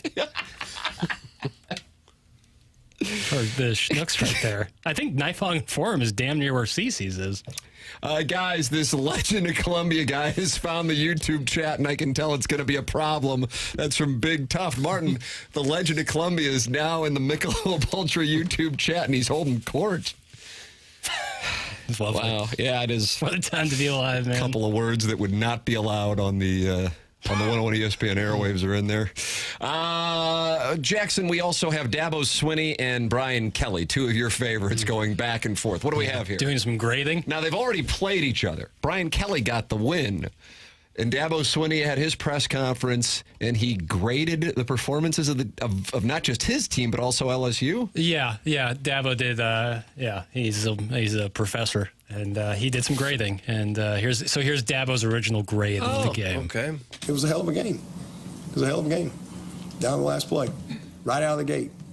It's like getting the final exam day one of class. They made a 65, we made a 58. Neither one of us were great. All right. So Brian Kelly then was asked about what Dabo Swinney had to say. Martin, this is what you did with Jim Edmonds and Tony La Russa when Edmonds returned in Strauss and I 2008. ran back and forth. Right, from clubhouse to clubhouse. Did you hear what Tony said? Ooh. So did you hear what Dabo said to Brian Kelly yesterday in Baton Rouge? We dominated him in the second half. So he's either a really good grader for, giving himself a 58, or he's a really hard grader on us, or he didn't see the second half, which that might be the case. He might not have wanted to see the second half. Oh, gosh. It's like a prize fight where you're just praying that both guys lose. I don't think Dabo was trying to knock LSU. I think he was just saying, hey, it's a first game. It's kind of tough to have your exam on the first day. I guess I wouldn't put anything past that guy. I graded a little low, maybe. And I think Brian we'll move on. And then, by the way, next year Clemson goes to LSU to open the season. Here we go. So there's some carryover. Only in the South is someone named Dabo in charge of anything other than a gas station. Doug, that's some Arbor Day, 2-time Texter of the Year. That's a good take. It's a strong take. What happened to Brian Kelly's Southern drawl? I guess it was a one-time thing. That's from Dougie V's BBL. I think he loaned it to Elia for the daggum. It was on loan. Now, it didn't stop there. Kirby Smart is not happy with the fans at Georgia. He said something about it following their victory over the Marshall Thundering Herd on Saturday. But now he was asked in the Monday press conference, I guess Tuesday press conference, about the fans' commitment and whether or not they should incentivize the Georgia Bulldog fans. Here is Kirby Smart. Yeah, given how successful you guys have been as a program over the years and the fan turnout is what it was on Saturday, what, if anything, do you think can be done to better incentivize better fan turnout? Better incentivize? I don't know that you incentivize the turnout. It's not, I don't really believe in incentivizing things. I think it has to be a core DNA trait, a belief. You know, when we sell things as I will do this if you do this and incentivize, I don't think that's great motivation. You know, I think it's intrinsic in who you are. I think people should love to be at a Georgia home game because there's only so many of them. It's limited opportunities. It's the same thing about our players. We don't incentivize them to run to the ball by saying we'll go up in your NIL if you run to the ball. You got to do it because you want to be great. You got to do it because you want to be different. And if our fans want to be great and different, then they'll do it. Oh, I see here the attendance at the game was 93,000. We're concerned about the fans buying in. Not good enough. The fans don't want to be great. Early. Well, they don't want to be great. How many more fans are you going to get in the place? Cheer like a champion today. Amen. But I think he was upset that they left early. That's correct. Well, they were only up. They also left early in Chapel Hill on Monday night. Yeah, when you're up $1 million and there's some drinking to do somewhere other than Sanford Stadium, and you're a college kid, you're going to hightail it out there. Coach, you think you keep the games closer maybe for those folks? Games like 4 hours, you know, like. But it was the opponent and the fact that it wasn't close. Right. It was probably pretty warm. Yeah. I don't blame Georgia fans for being like, all right, I think we've seen enough. Mm-hmm. See you next week. Hey, Arbor Day, go crawl back into your Webster Groves duplex and fix your AC window unit. It's about to fall out. That's from the 636. I don't know. I don't know where. Somebody just went at Arbor Day. Yeah, I've had that happen. Window unit fall out. You know. Did the socket come out when you told us? Yeah, socket. The whole electrical outlet came out with it. What is socket? That was tough. Mm-hmm. They spend on the Tiger Network. And whenever the Tiger Network, it's always multi-layered sponsor, so you can't quite get to the break. The Tiger Radio Network, powered by Learfield Central Bank, Mid-Missouri's farming leaders. Like, you can't just go to a break. It's like the longest read just to take a break. Mike Kelly is unbelievable. One of the greats. It's really one of the all-time greats. By the fourth quarter Saturday, what crowd that was left was watching Bama FSU on their phones. The entire senior class also had a trip last weekend. Knew this was coming. That's from Al in Dadeville, Doug, and he is a Georgia correspondent. Okay. Correspondent. Yep. Such problems. Such problems. We had 93,000 fans, and some of them left early when we won 45-7. Cry me a river. The Mike Kelly podcast I did last year to kick off the season, we recorded it, and I like logistics, as you know, and we're just making small talk, getting the levels set, and it was somebody was recording it, and I said, so were you at practice and had to run home? Or are you at work? He said, are you writing a book? And then the great Ben Boyd, I believe, put it out on my podcast page, and I listened back, and it says, are you writing a book? It starts with, are you writing a book? I do know some podcasts will do that where they'll like start in the middle of a conversation, like at the first point. I think that's a newer trend. Yeah. Oh, is that right? I like doing that. Well, I actually like doing that. I think there's some. Sometimes I think it works really well. Well, it depends if the guest is coming, because you'll hear like Rogan will say like, all right, put those headphones on, man. We're going to get going here. Right. And then that's part of the interview. Right.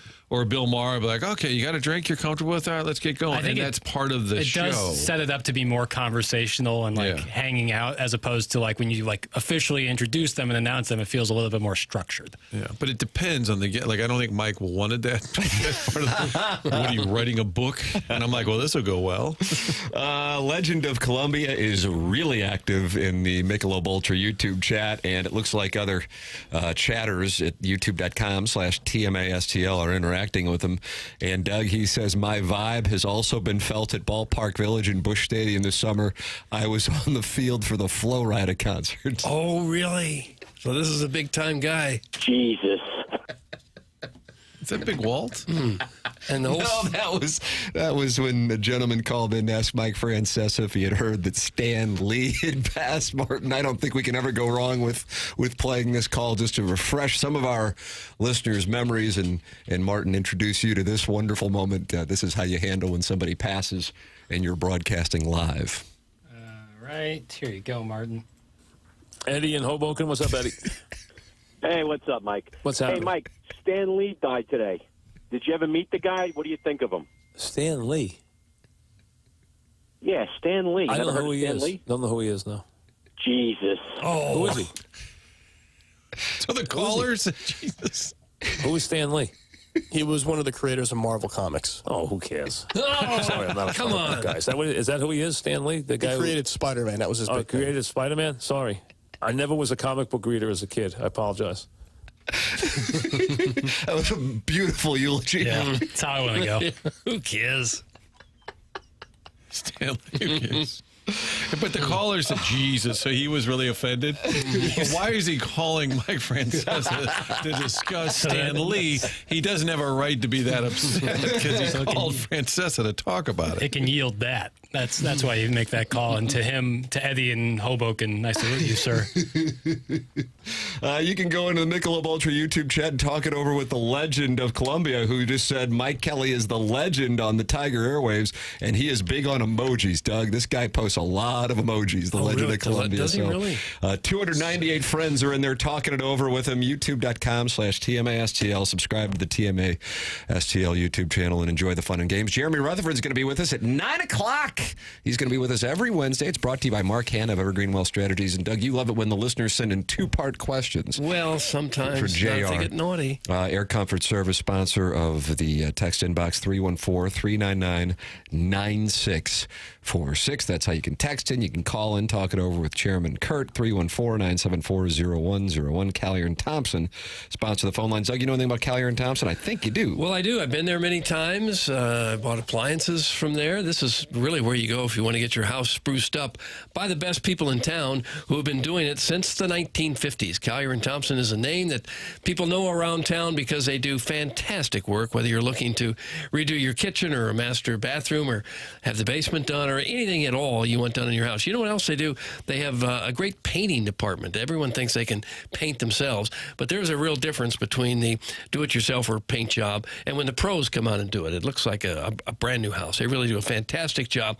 So if you're just looking to paint, Callier and Thompson is a name you need to know. It's hard to know who you can trust to be in your home and who's going to be there to back up the work. And Callier and Thompson stands behind every job they do during the process.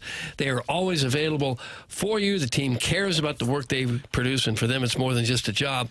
They take real pride in what they have done for all these many years. Carolyn Beard and Bob Strati are the owners. They've been around for more than 20 years. Their employees have more than 165 years of experience. They have seen it all, and they have done it all, and they just do fantastic work. You ought to head to their showroom there on Manchester and Baldwin. It's next to Uncle Bill's Pancake House. They got more than 10,000 square feet there, more than 20 kitchen displays. Get some great ideas on how you can upgrade your home and make it look like a showplace. Callier and Thompson, come home to quality online at CallierandThompson.com. There it is. Jeremy Rutherford joining us, brought to you by Mark Hanna, Evergreen Wealth Strategies. Send your two-part questions in for JR. Plus, you can email in for the Design, Air, Heating, and Cooling email today, the morning after at InsideSTL.com. That comes your way on the Stiefel dossier at 10:45. Adam Wainwright with us. Great conversation in the 7 o'clock hour. You can podcast that via the Schaefer Door Company podcast or watch it on the TMA STL YouTube channel. Tim McKernan, Doug Vaughn, Martin Kilcoyne, Jackson Burkett with you. It's TMA, presented by Brown & Crouppen on 101 ESPN.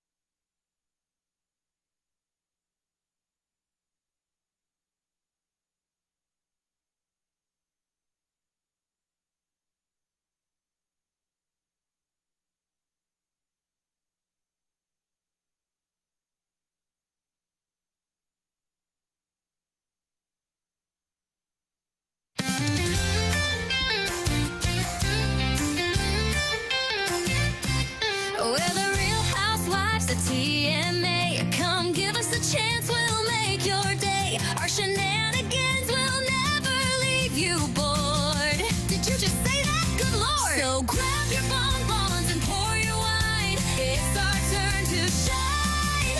We're the Real Housewives of TMA. Yes, we're the Real Housewives of TMA. Yeah, the pilot is being shot this week. They're taking a G-Wagon down to the Missouri-Kansas game. So if you see the cameras out, that'll be it. The show sounded like a great idea until we got right down to it and said, all right, who wants to be a Real Housewife?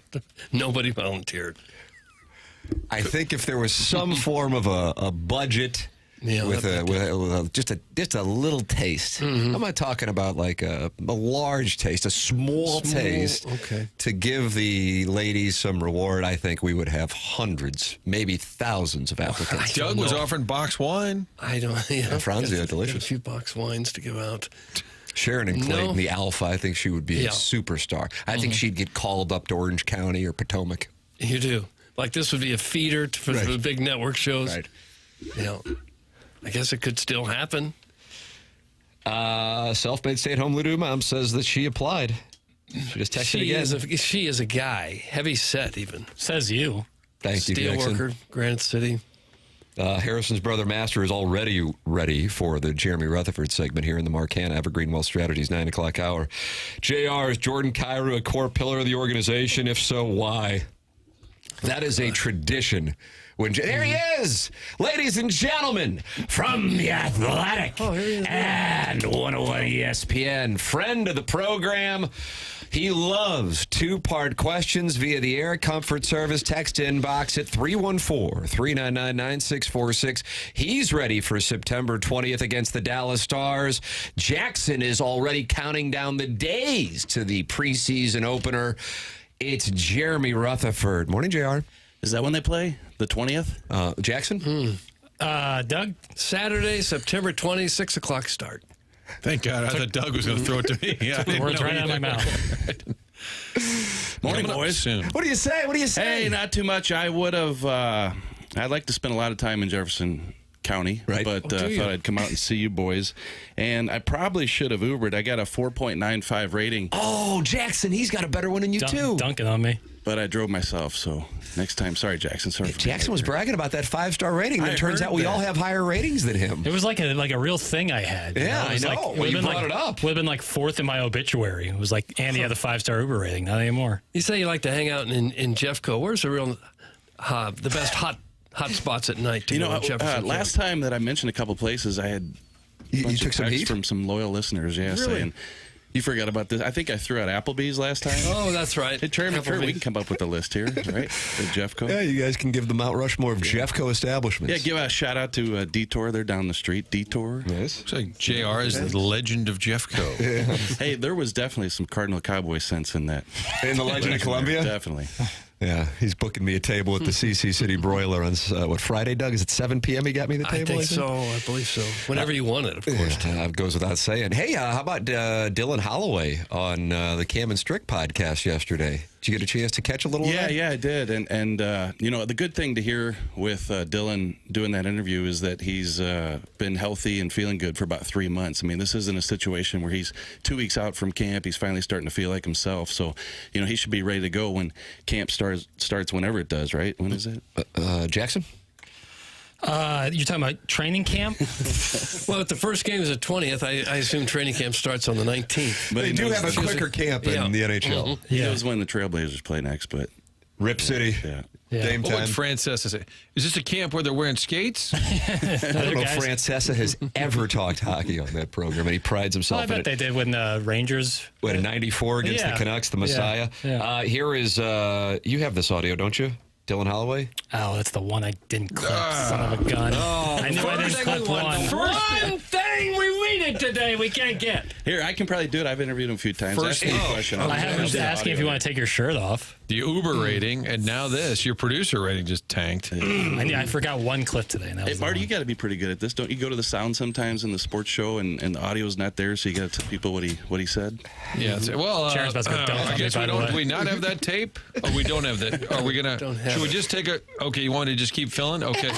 Well, Holloway was on a show, and remember last year he was hurt late in the. Oh, we do have the. Oh, no, we don't have the. That's what typically happens. Because we've got the producer in our ear. The audience, of course, has no idea what the hell's going on. And then you walk out and kick a wall. That's what you do immediately after. Wait till you see Doug put his finger in Jackson's chest. I hope the YouTube cameras It'll catch get this ugly. because Jackson we'll is keep going to. we'll keep him live during the break. All right. Well, I understand we got a break anyway. So we'll get the audio. Will we? Yeah, We will. exactly. JR will be able to comment on because the injury that he details on the Cam and Strick podcast is holy crap, rough. And JR will take your two-part questions. He's with us, brought to you by Mark Hanna of Evergreen Wealth Strategies. It's TMA, presented to you by Brown and Crouppen. Brown and Crouppen online at brownandcrouppen.com or by calling 314-222-2222. They're local, and if you need a personal injury attorney, don't you want somebody who's local? We had Andy Crouppen in here yesterday.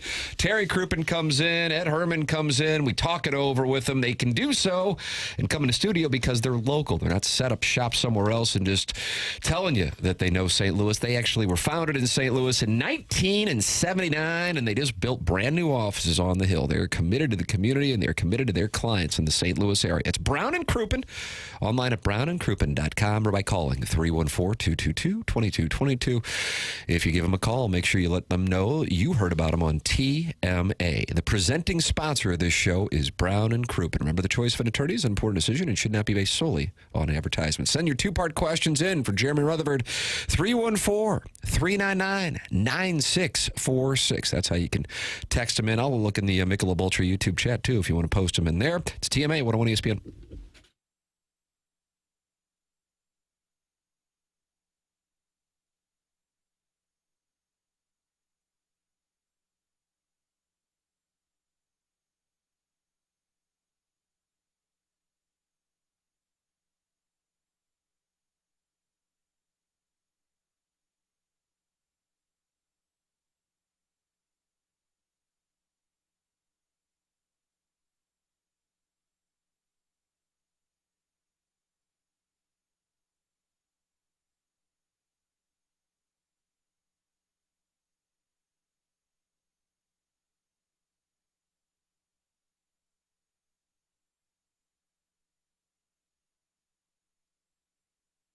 You can get your groceries curbside at Schnucks or deliver. They have Schnucks delivered. It's one of the things that's been added in recent years. You know you're going to load up on groceries. You can do it in many different ways. Stop by yourself in the neighborhood grocery store or have it curbside or delivered. Do all of that with your Rewards app. Get it onto your phone. It's real simple. And when you do that, it will also alert you to items you often buy. If there's any added specials going on, any recent discounts have been added, it'll let you know based on your shopping habits. Also let you know what aisle to walk down and look for certain things. It's all part of the Rewards app where you also save. Don't tell Adam your number, okay? But you can save money when you shop at Schnucks. They've been marking down the prices on items. They've been doing it for a while now. So the last check was over 2,300 items. Everyday items marked down, not specials, just marked down for good. Special savings. They're doing their best to help you save some money on your groceries. I guarantee there's a Schnucks in your neighborhood. Get the Rewards app and add those points, add those dollars up every time you check out. It's savings you can count on. Everyday savings at Schnucks.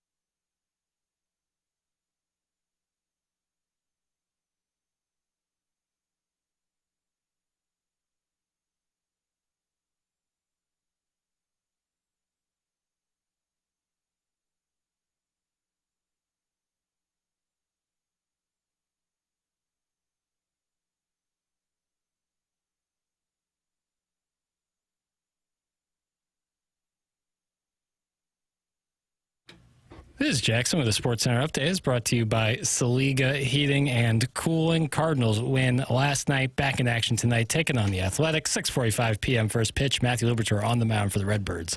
That was our Sports Center update brought to you by Saliga Heating and Cooling, a Daikin heating and air conditioning dealer.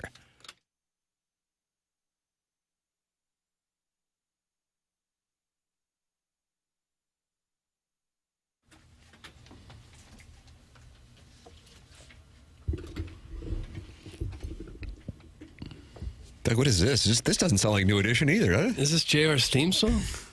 Kip Winger. Easy come, easy go. Okay. I'll take it. What version is this? This is Basement the tapes? acoustic. I think this is MTV Unplugged Kip Winger. There's a lot of rings, this Kip Winger. Well, the fact that he wrote a song called She's Only 17.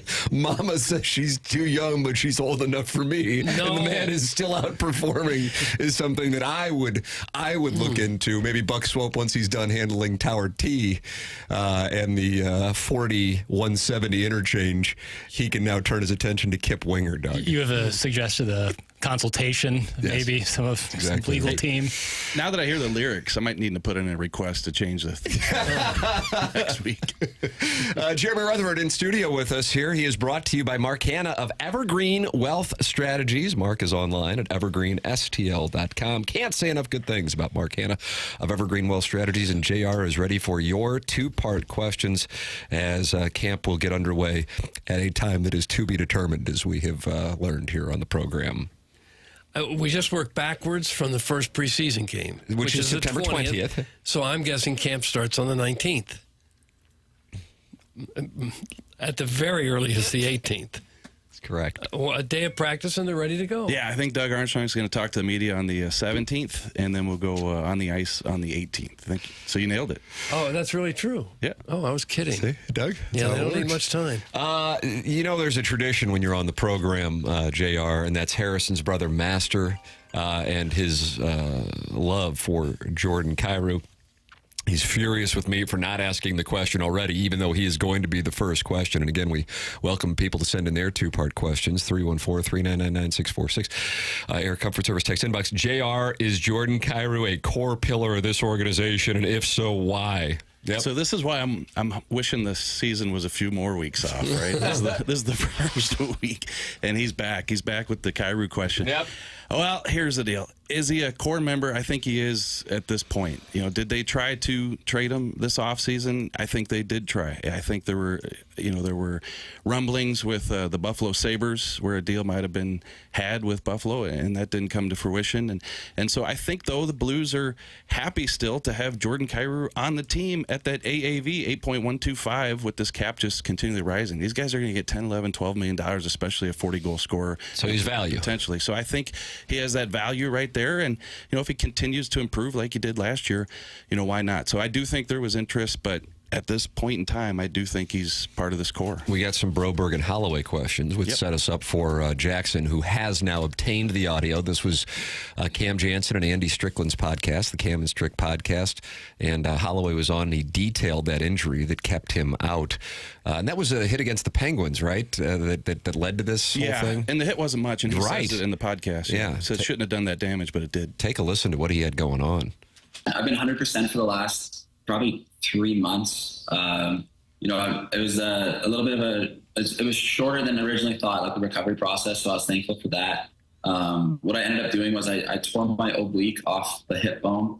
So I had like a pretty big tear off the hip bone, and I ended up needing to get surgery to fix it.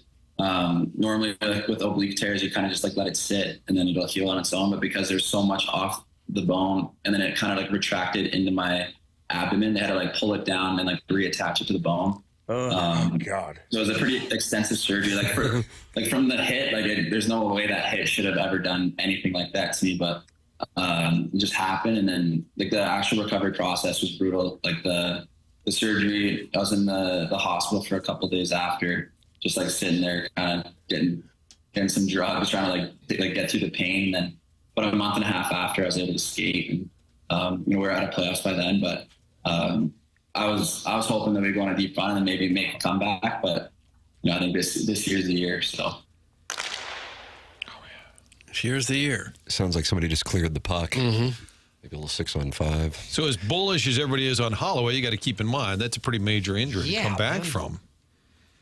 He was, even if they went to the Cup final, you think he's playing with that? There's no way in hell, right? No, I don't think so. But I do think that, going back to the injury, and I don't want this to come out like you knew what it was, but we knew the nature of the injury. But, in my profession, you have to have double source. These people have to be right there in the room, credible. So it's tough to come out and say it's exactly the torn oblique coming off the hip, but that's what we knew the nature of the injury to be. But the one thing is, the other thing, you can't say, well, he's out for the season, because surgery wasn't determined right away. He did try to skate shortly after. It didn't work, and then they opted for the surgery, and then he missed the time. So, yeah, once they had the surgery, he certainly wasn't coming back, but I think even before that, I think it would have taken, like you said, a long, long playoff run, and I don't even know that would have been enough. Yeah. Yeah. The question that led to the Holloway sound there is the Blues and whether or not they are pursuing locking Broberg and Holloway up. What are you hearing on that, Trey? Yeah, well, I think Doug Armstrong was asked that after the season, and he said, I'm in no hurry. Is that a little bit of posture, perhaps? But they do have the year. So the way it works is they were eligible for contract extensions on July 1st. So the Blues can sign them any point after that. It could happen today, tomorrow, and at any point throughout the season. And they're still restricted free agents at the end of next season. So it's not a deal where if you don't get them signed, they're going to be unrestricted and you lose them.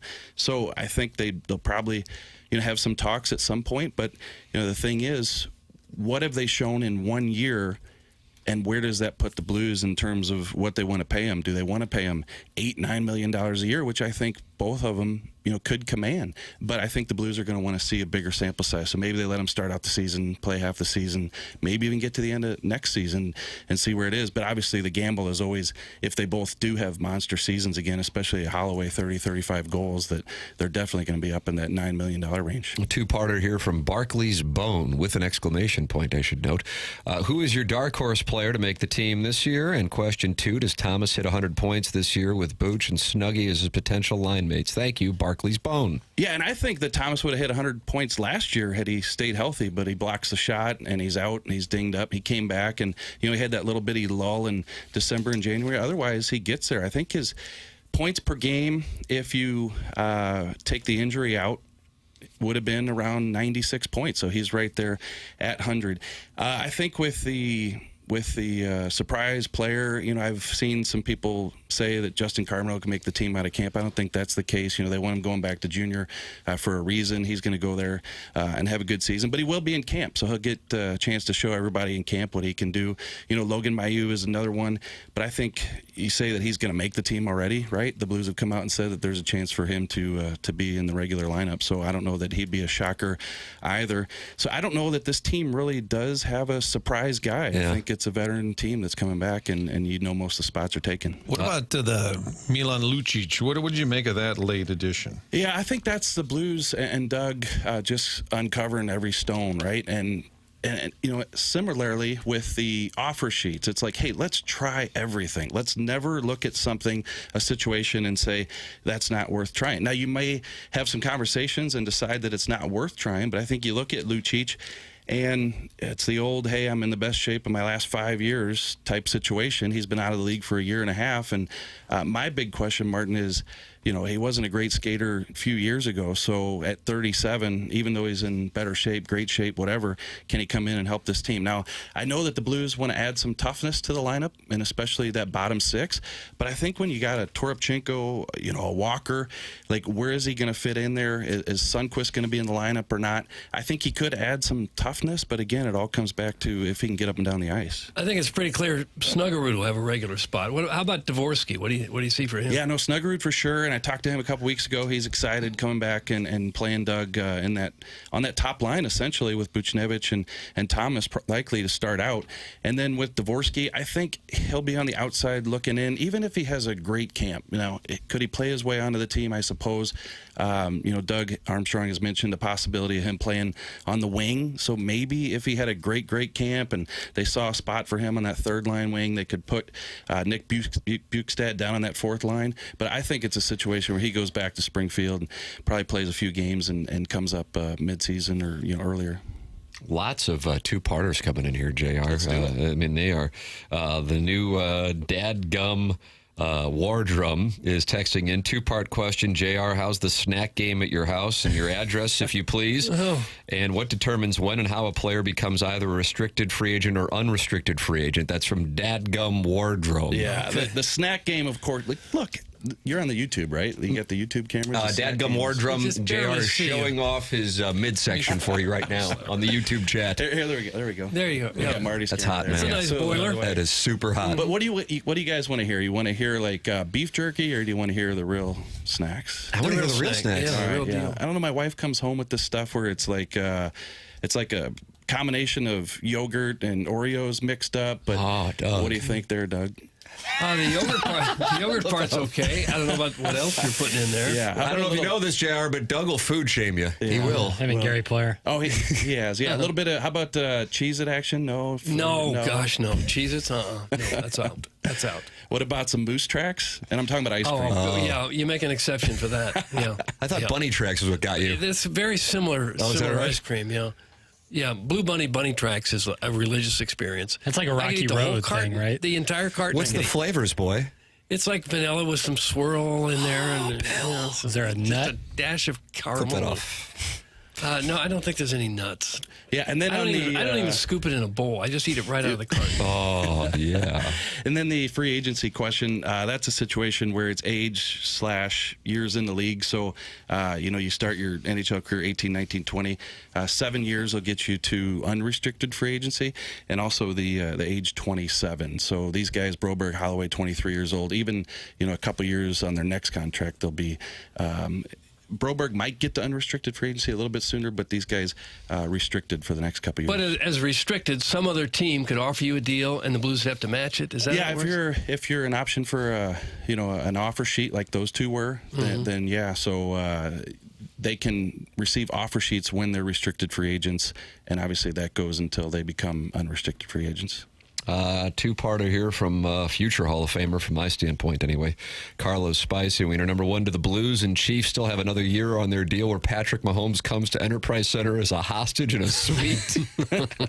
And number two, how can I get the Jeffco out of my wife? That's Carlos Spicy. Ouch. Chairman, what are we thinking here? Yeah. I'm not going to touch that one. I take away his future Hall of Fame. No! That you get. Wow. Ballsy move right there. He's not the same guy who wanted to join a country club here, and they told him his wife just had too much St. Charles in her. Yeah, that was an unfortunate incident at a local club inside the 270 loop. Please ask JR if he thinks Binnington will retire a Blue. That's from Car Wash Dave.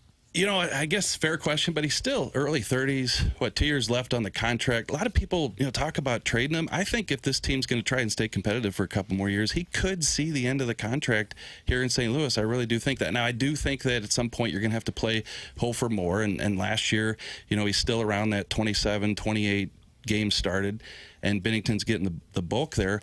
But, if you put it on Joel Hofer, the Blues just don't have anybody who I think at this point in the system right now who could be that backup. Now, of course, you could easily go out and sign a journeyman guy, but I just don't know that trading Binnington yields you enough in a deal to make it make sense. Then you got to go out and find that backup. The only support for that case would be, just turning it over to Joel Hofer, and I don't know that they're there yet. So I think that Binnington could finish the contract here with the Blues, and beyond that, though, I don't know that you'd get re-signed to a multi-year deal. So I don't think that he could finish the career here if that's the case. Sam Horn correspondent, Warson Woods Wacko. JR, who gets traded first on the team? Also, who has taken the Vladimir Sobotka Roman Polak trophy for locker room eye candy? Oh, gosh. Always good when the beat reporter answers who the hottest guy in the locker room is. Wouldn't be uncomfortable for you at thanks all. a lot. Yeah. I think Holiday was asked one way, cutest teammate. He decided to pass on that. I think that was a miss. Where's the take off your shirt cut? Dylan Holloway. Yes. Yelling at Zach Bolduc, formerly of the Blues. That's correct. Yeah. Might have been in Monty's debut, I think. I think you're right about that. Yeah, at the Garden. Yeah, we're in the Rangers visiting locker room. It was, yeah. Oh. And then first to be traded, gosh, Yeah, you can't go wrong answering either one of these. Yeah, right. Hey, JR, I heard you said I'd be the first to be traded when you were talking to those morons the other day. Yeah. Here, how about I say something, and Jackson, you hit the dump button, right? Don't you? Oh, lose? wow. So, Sure. Look at this. So we get to answer it. All right, I think that the first guy to be traded is going to be... Hey, we're back. Oh, Yeah. wow. Doug. I hope that doesn't get out. Wow, Doug. Wow. That kind of had shades of AM radio, Doug, where you're listening in your car, like, oh, it just cut out. Yeah. JR, I'm trying to get down to 180 before the playoff run this season, and then I'm going to put on at least 20 pounds getting hammered every other night. Also, loves truck stop on McNutt as a pony. That's from Chairman Steve in Wildwood. Doug, those were more thoughts than they were questions. Right. He loves what truck stop? On the potty. Loves truck stop and McNutt. Yep. Where's McNutt? Turkey. Oh, that's Herculaneum? Oh, is it really? They got good truck stops down that way? Some of the best I've ever seen. Have they? Two-parter. Will Jake stay on the third line? And is Tim really the sexiest man behind a microphone? JR, keep up the good work. That's from Ding, ding. Well N. And then the last name, Doug, is Dowd. Okay, we need to stop that. I saw Doug's arm going for the bell as soon as you started reading that Yeah, question. I don't care for the And I don't know eliminating. if I can answer the previous question, the Worsen question, because I listen to a lot of old TMA, just driving down the road, and it seems like he gets a lot of bleach responses to his Yeah, he's callers, sideways with Mr. Licks because Mr. Licks wants to acquire Warson Woods and flood it to make it Lake Ladue. Jake Neighbors, third line. I find it hard to believe that you're going to see him on the third line this entire year or even in his career. I think he can be a middle six guy, and we've seen him even play on the top line. So, because of the Blues personnel and everybody healthy and you got the combinations that you want, I can see him starting out on the third line this year, but I don't know that he'll be there all year. Two-parter. Do the Blues have a shot to win the Central? And what is your favorite concession item at Enterprise? That's from Moistus Alou. And in parentheses, Doug, it says possible burner. That's how Jackson lets himself know if these might be burner accounts. All right. Yeah, I don't think they win the Central. I still think you got a couple tough teams up there with Dallas and Winnipeg. Could they contend, and Colorado? Could you contend for the third? If you push, hey, everybody's going to be healthy, and you got to play on that upswing the way you were at the end of last year. So to me, they're still like a third place / wild card team. And this is the easiest question that I'll answer all day. The best dish at the Enterprise. That is the brisket mac and cheese. It's up in section 300, 314, I think. And I mentioned it in an article last year. And if you get a chance, head up to 300 where Kurt, all of our Jeffco friends are. You are a man of the people. Hanging in the 300 section. Well, that's where my people are. So. Please tell JR I like the dangle pigeon hat. My cousin is one of the founders. Tell Jackson to dress nicer for work. That's Harrison's brother, Master Jordan Cairo, endorser.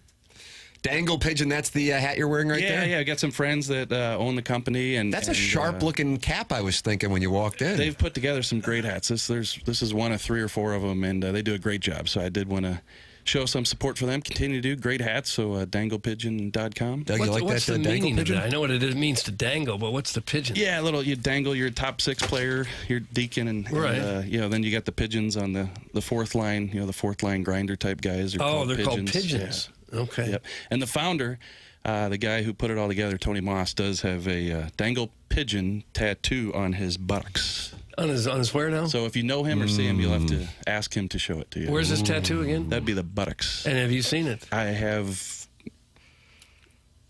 We're back. Again, it dropped right out. Is that overpass, Martin? I have a Bo Hart on my left ass cheek. Oh. Yeah, we were born on the same day. You and Bo. Yeah. And that's why you got the tattoo.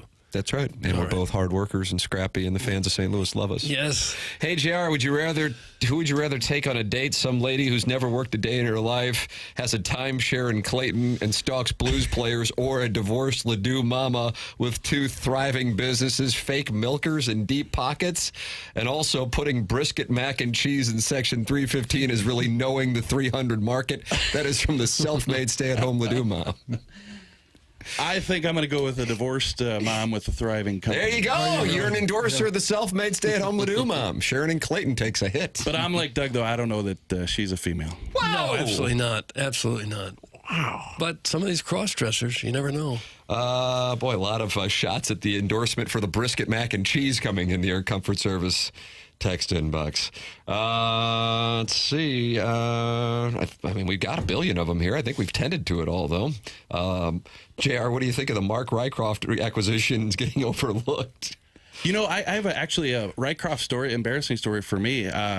We're huddled around Braden Shen in the Blues locker room, I think it was last year, and Rycroft does TV for the Colorado Avalanche, right?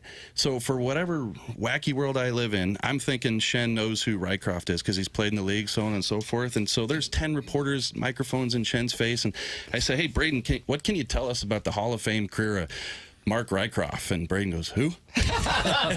And he looks up, and Rycroft, who I know a little bit, he comes over and just says, yeah, I don't really know him. Okay, sorry. That's a tough spot.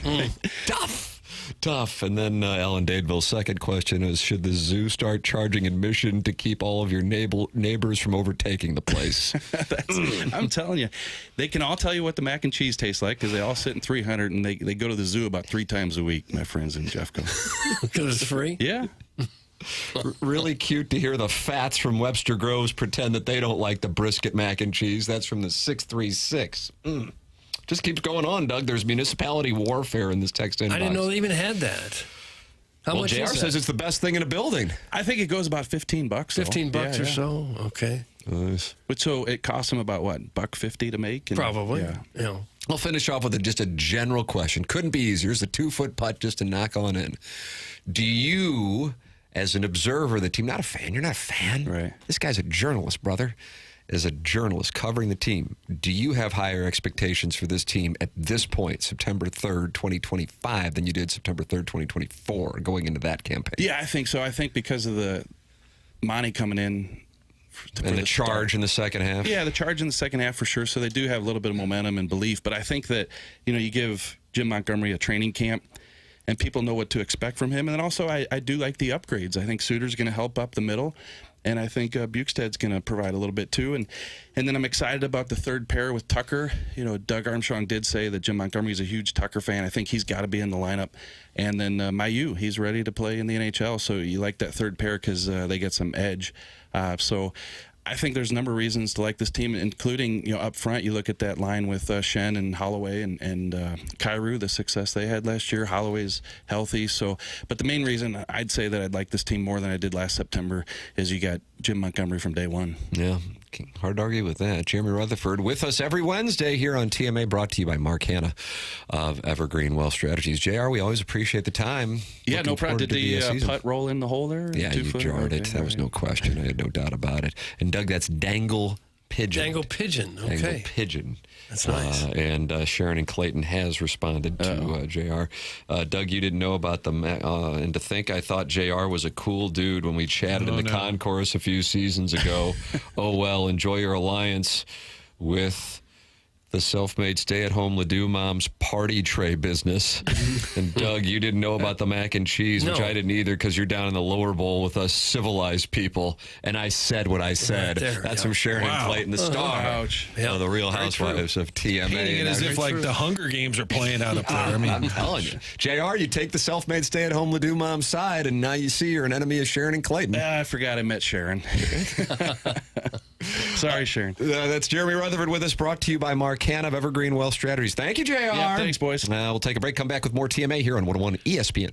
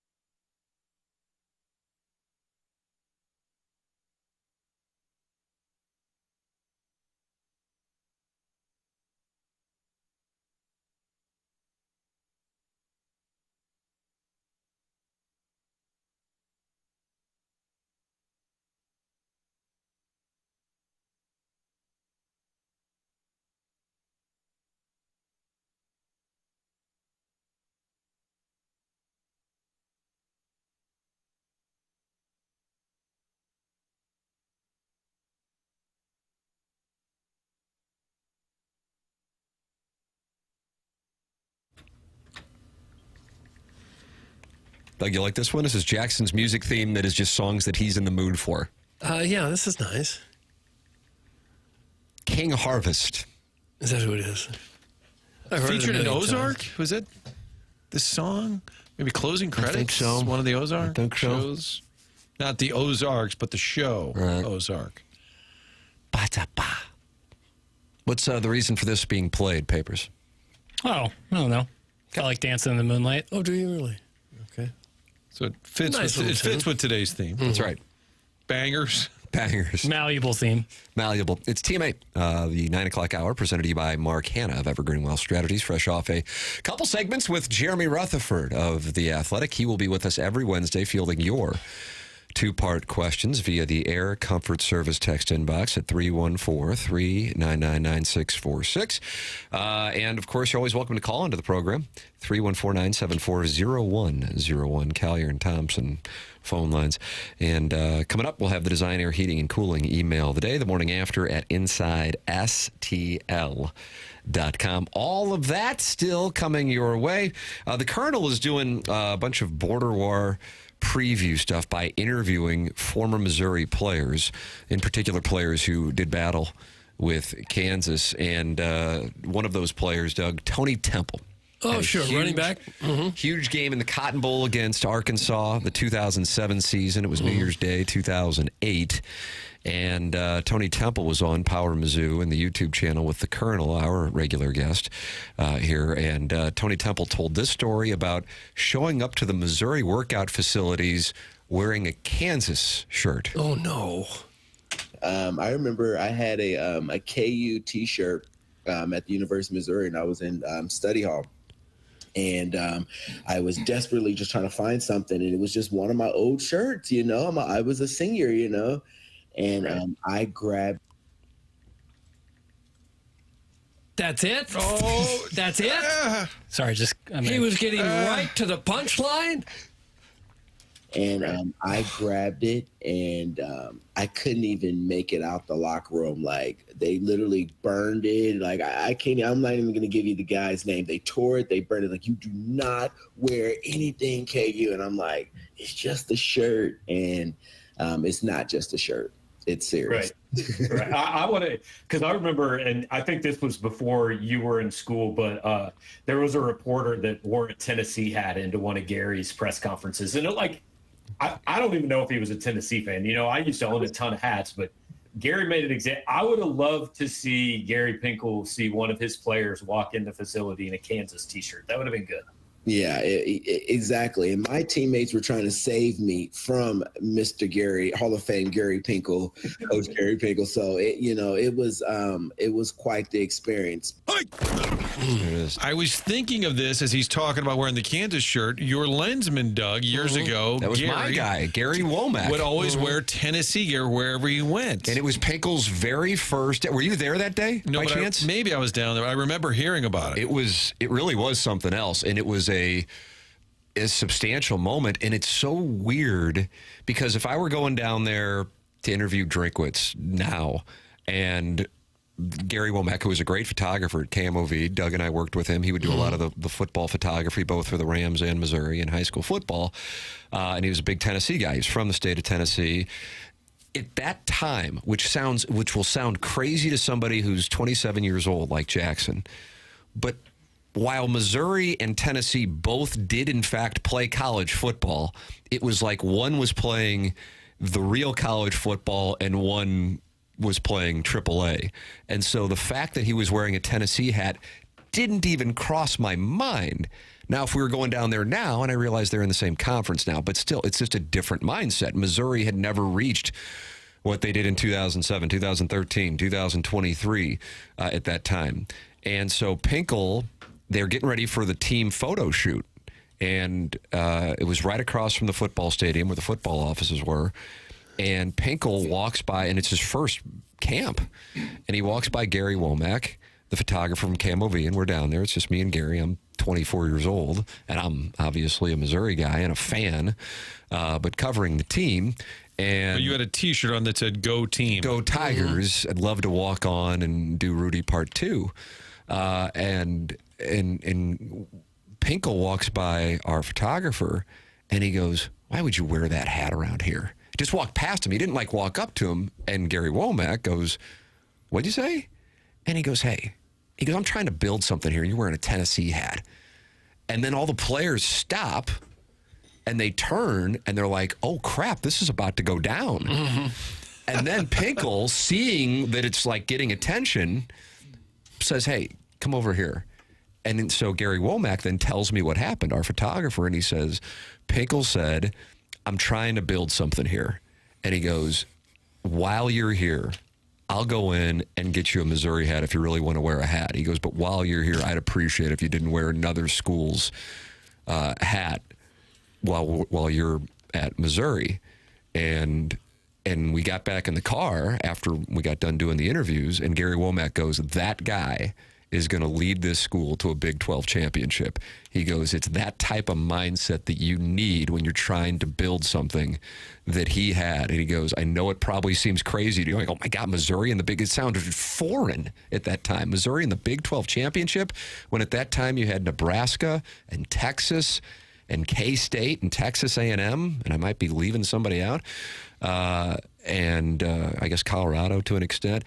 And sure enough, Pinkel obviously made his mark and became a Hall of Famer. But the very first photo shoot day was that moment with the Tennessee hat. And Tony Temple showed up in the study hall wearing a Kansas shirt. If Pinkel would have seen that, my God. Oh, God, yeah. It's one thing for a media person to wear another school's clothing, but your own running back? And the arch rival? It's Kansas. Yeah. Yeah, I'm not surprised that they ripped it right off of him. But it's Kansas week, Doug. Yes. It is. Jeremy Mackel will join us Friday. He was prominent in this. Super cool. Rivalry. I can see where coaches wouldn't want people covering the team wearing clothing from another school. You can see that. They're all paranoid about people spying on their practices and everything. So if you come wearing garb from another team, they're not going to like that. It is odd that Tony Temple had a Kansas shirt. But I saw Gabe, I don't know if this was on Twitter or Power Mizzou yesterday. He goes, I get that it sounds crazy to fans to hear that. He goes, but what fans don't realize is for most of the players, they are, this is a job for them, essentially.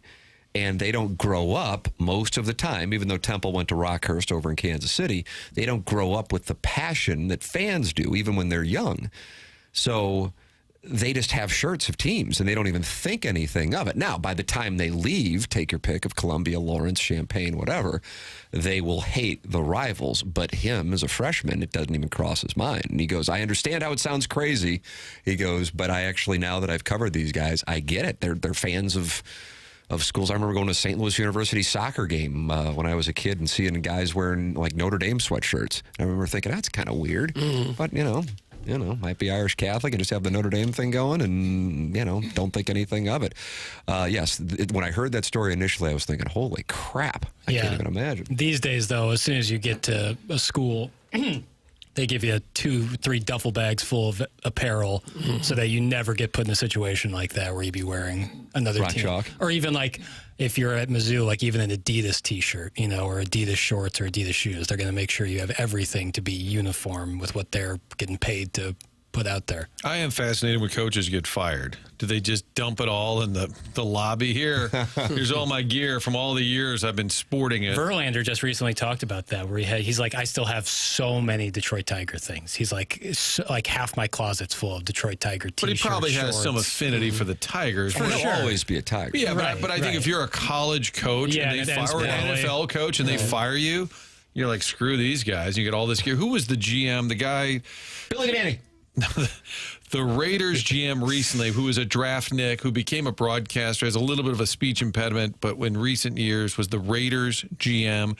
He used to call Notre Dame. He called Notre Dame football as the analyst. Oh, what's the guy's name? Oh, he was and then they hired him to be the GM. Nobody knows what I'm talking about. Mike Maylock? Yes, Mike Maylock. Yeah. And he said when the Raiders fired, he went down to the strip and just started handing out Raiders gear because he had so much of it. They probably just donated. Just donated to Goodwill. I had to guess. Furrow Field will be up for snatch grabs this weekend. Nothing like a 2:30 p.m. start time where day drinking starts 2 hours before the game. Why is this not the college game day location this weekend? That's from Hooterville Regional's chief parading officer. They're going to Oklahoma for the Oklahoma Michigan game, right? as much as I am excited about this weekend in Columbia, if I'm the producers and executives in Bristol, Connecticut, I'm going to Boomer Sooner and Go Big Blue, Michigan. Yeah. If this was maybe in November and there was kind of a lull in terms of game day, like no marquee games and both Kansas and Missouri like one-loss teams,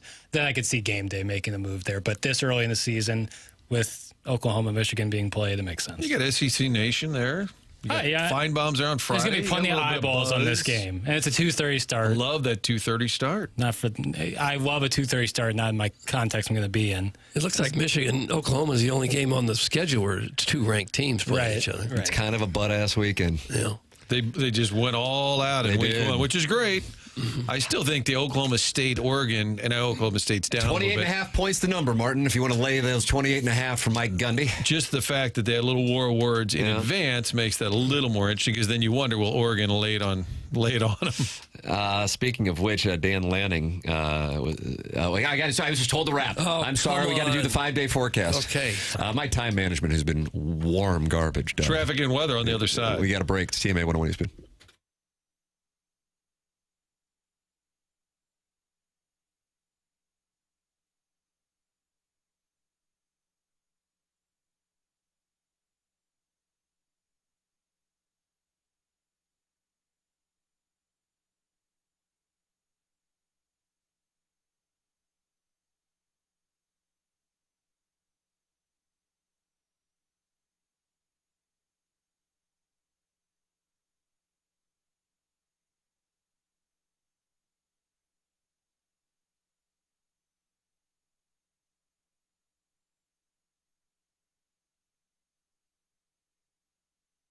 The weather has been so great here in the St. Louis area over the last couple of weeks. Truly amazing, especially considering we're talking late August and early September. And if you have been sitting there thinking to yourself, man, how nice would it be to have some outdoor living space we could hang out with the family, watch TV, barbecue, and just relax, I have the answer for you. It's Aesthetic Design and Build. They have been building high-quality, custom decks and outdoor living spaces now for over 30 years. Dan and his team have a showroom in Chesterfield Valley. They walk me through all the different types of custom work they're capable of doing, from a full-on custom deck, adding on a pergola, or even looking to shade your covered patio with retractable screens. They really do have answers for it all. The best thing is they don't take a high-pressure sales route or come back weeks later with those gimmicky discounts. No. They encourage you to go out.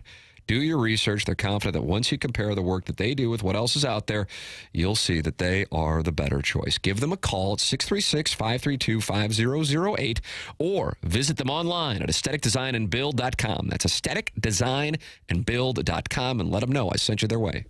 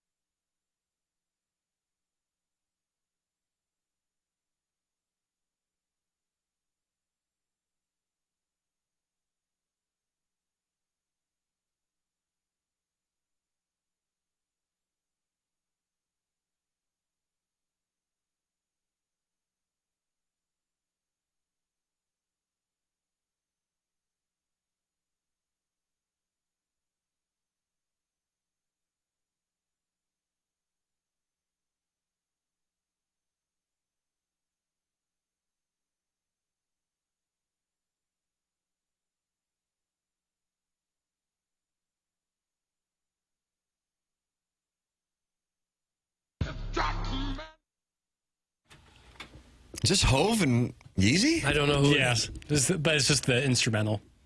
The lyrics are probably no Doug, good. you start spitting the lyrics. I don't know the lyrics. I'm poor lyrically. Smoking Cubanos with Castro and Cabanas. Is that what he's saying? Mm-hmm. It's a banger. Yeah.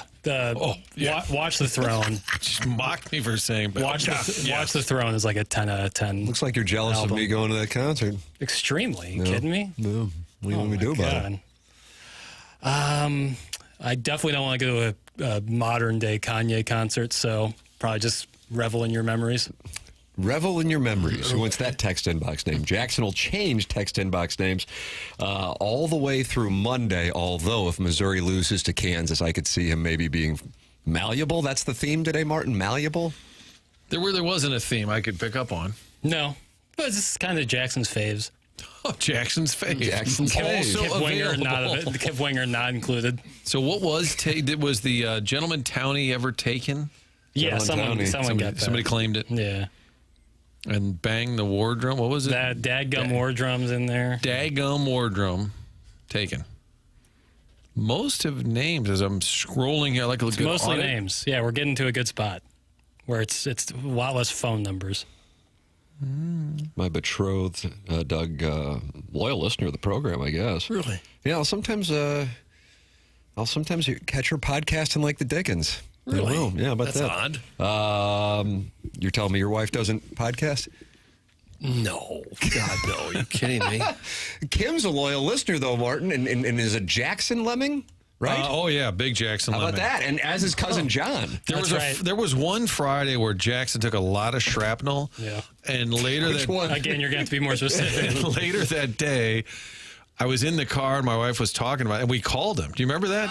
We called him to talk, make sure he was doing You guys all were right. on like a road trip or something. Yeah, I can't remember the context of you taking. Now I realize it's constant, so it doesn't even stand out anymore. Last week, Kim was dropping off Carson. She said, "Oh yeah, it was right about the time you guys were talking about getting your pee-pee snipped." I'm like, "Oh, perfect." Oh, yeah, Joey Vitale had it done like he had it done, then he had it undone, then he had it done again. So you got to explain it to a kid, then you got to unexplain it, and then you got to explain it again. Yeah, she says, I'm all for CC's if the Legend of Columbia can pull it off. Yeah. So she's buying into the Legend of Columbia, Doug, who I guess is owning them. Is he in there? Chairman, you're in the Michelob Ultra YouTube chat. Is he still in there? Yeah, he's holding court. He's making his presence felt in the Michelob Ultra YouTube chat. A lot of capital letters by that Legend And of emojis. Columbia. Oh, yeah. Well, I guess we'll put him to the test. I'll take 7 o'clock at CC City Broiler.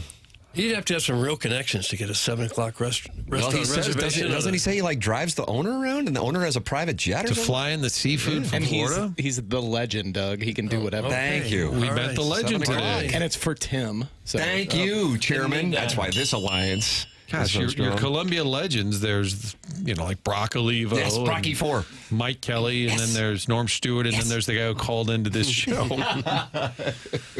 Your mom's lesbian lover is a big defender of Jackson. Marty, you're starting to get edgy with Pale and Frail. He deserves way more respect than you give him. Pale and Frail? Yeah, I mean, that was pretty backhanded, being honest. Pale and your, frail. You're a great defender. Yeah, it seems like Calls they're you really Pale into and me. Frail. Pale is okay. Frail, not so much. Yeah, what would you rather be, pale or frail? Which would I rather be? Pale. Yeah, pale. You can do something about that. I was going to say, one you can control, the other you cannot. I can't change being frail? You could work out a little pump bit. some iron. Yeah.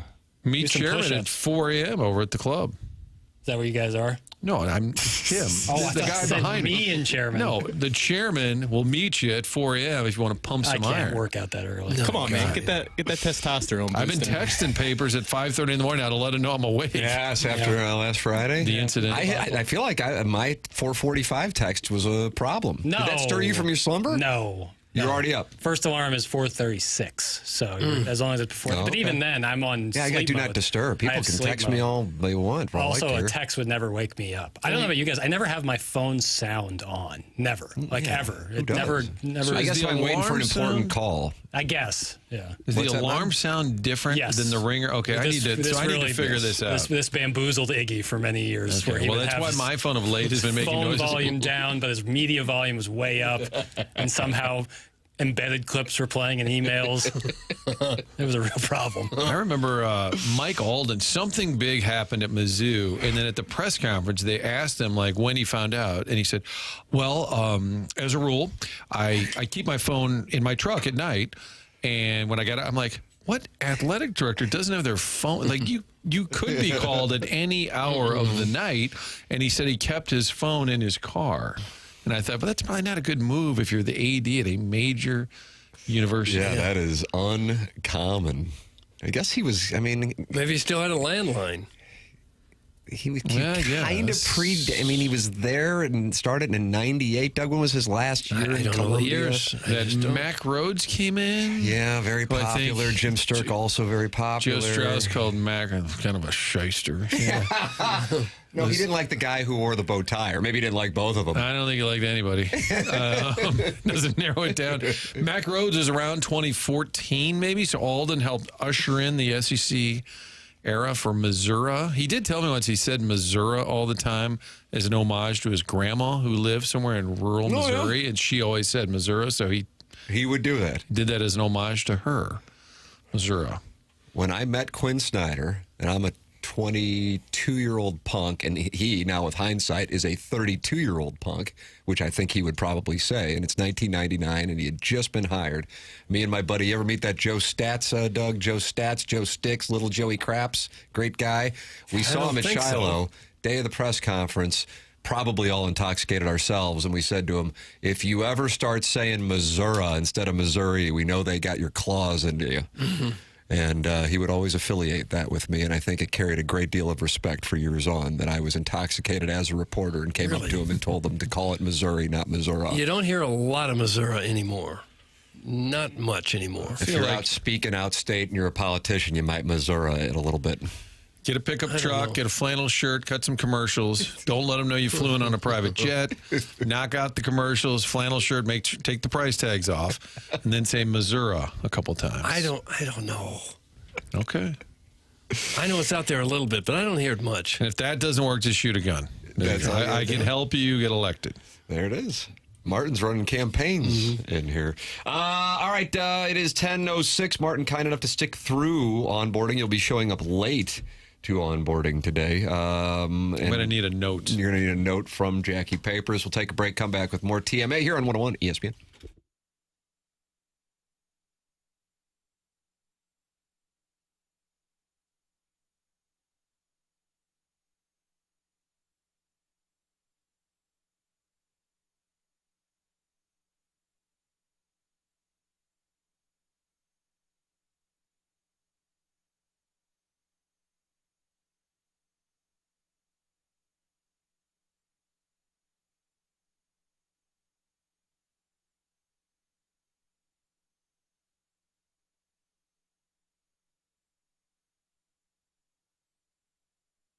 What a deal they have going on right now at Universal Windows Direct. Buy 2 windows and get 2 free, and you'll pay no interest over 5 whole years. That's at universalwindowsdirect.com, or you can call 314-334-2522. We had some brutally hot weather until these incredible temperatures set in here over the last couple of weeks, and if your windows are not doing their job, then your cool air was going right out the window, literally. That's where Universal Windows Direct can help you out.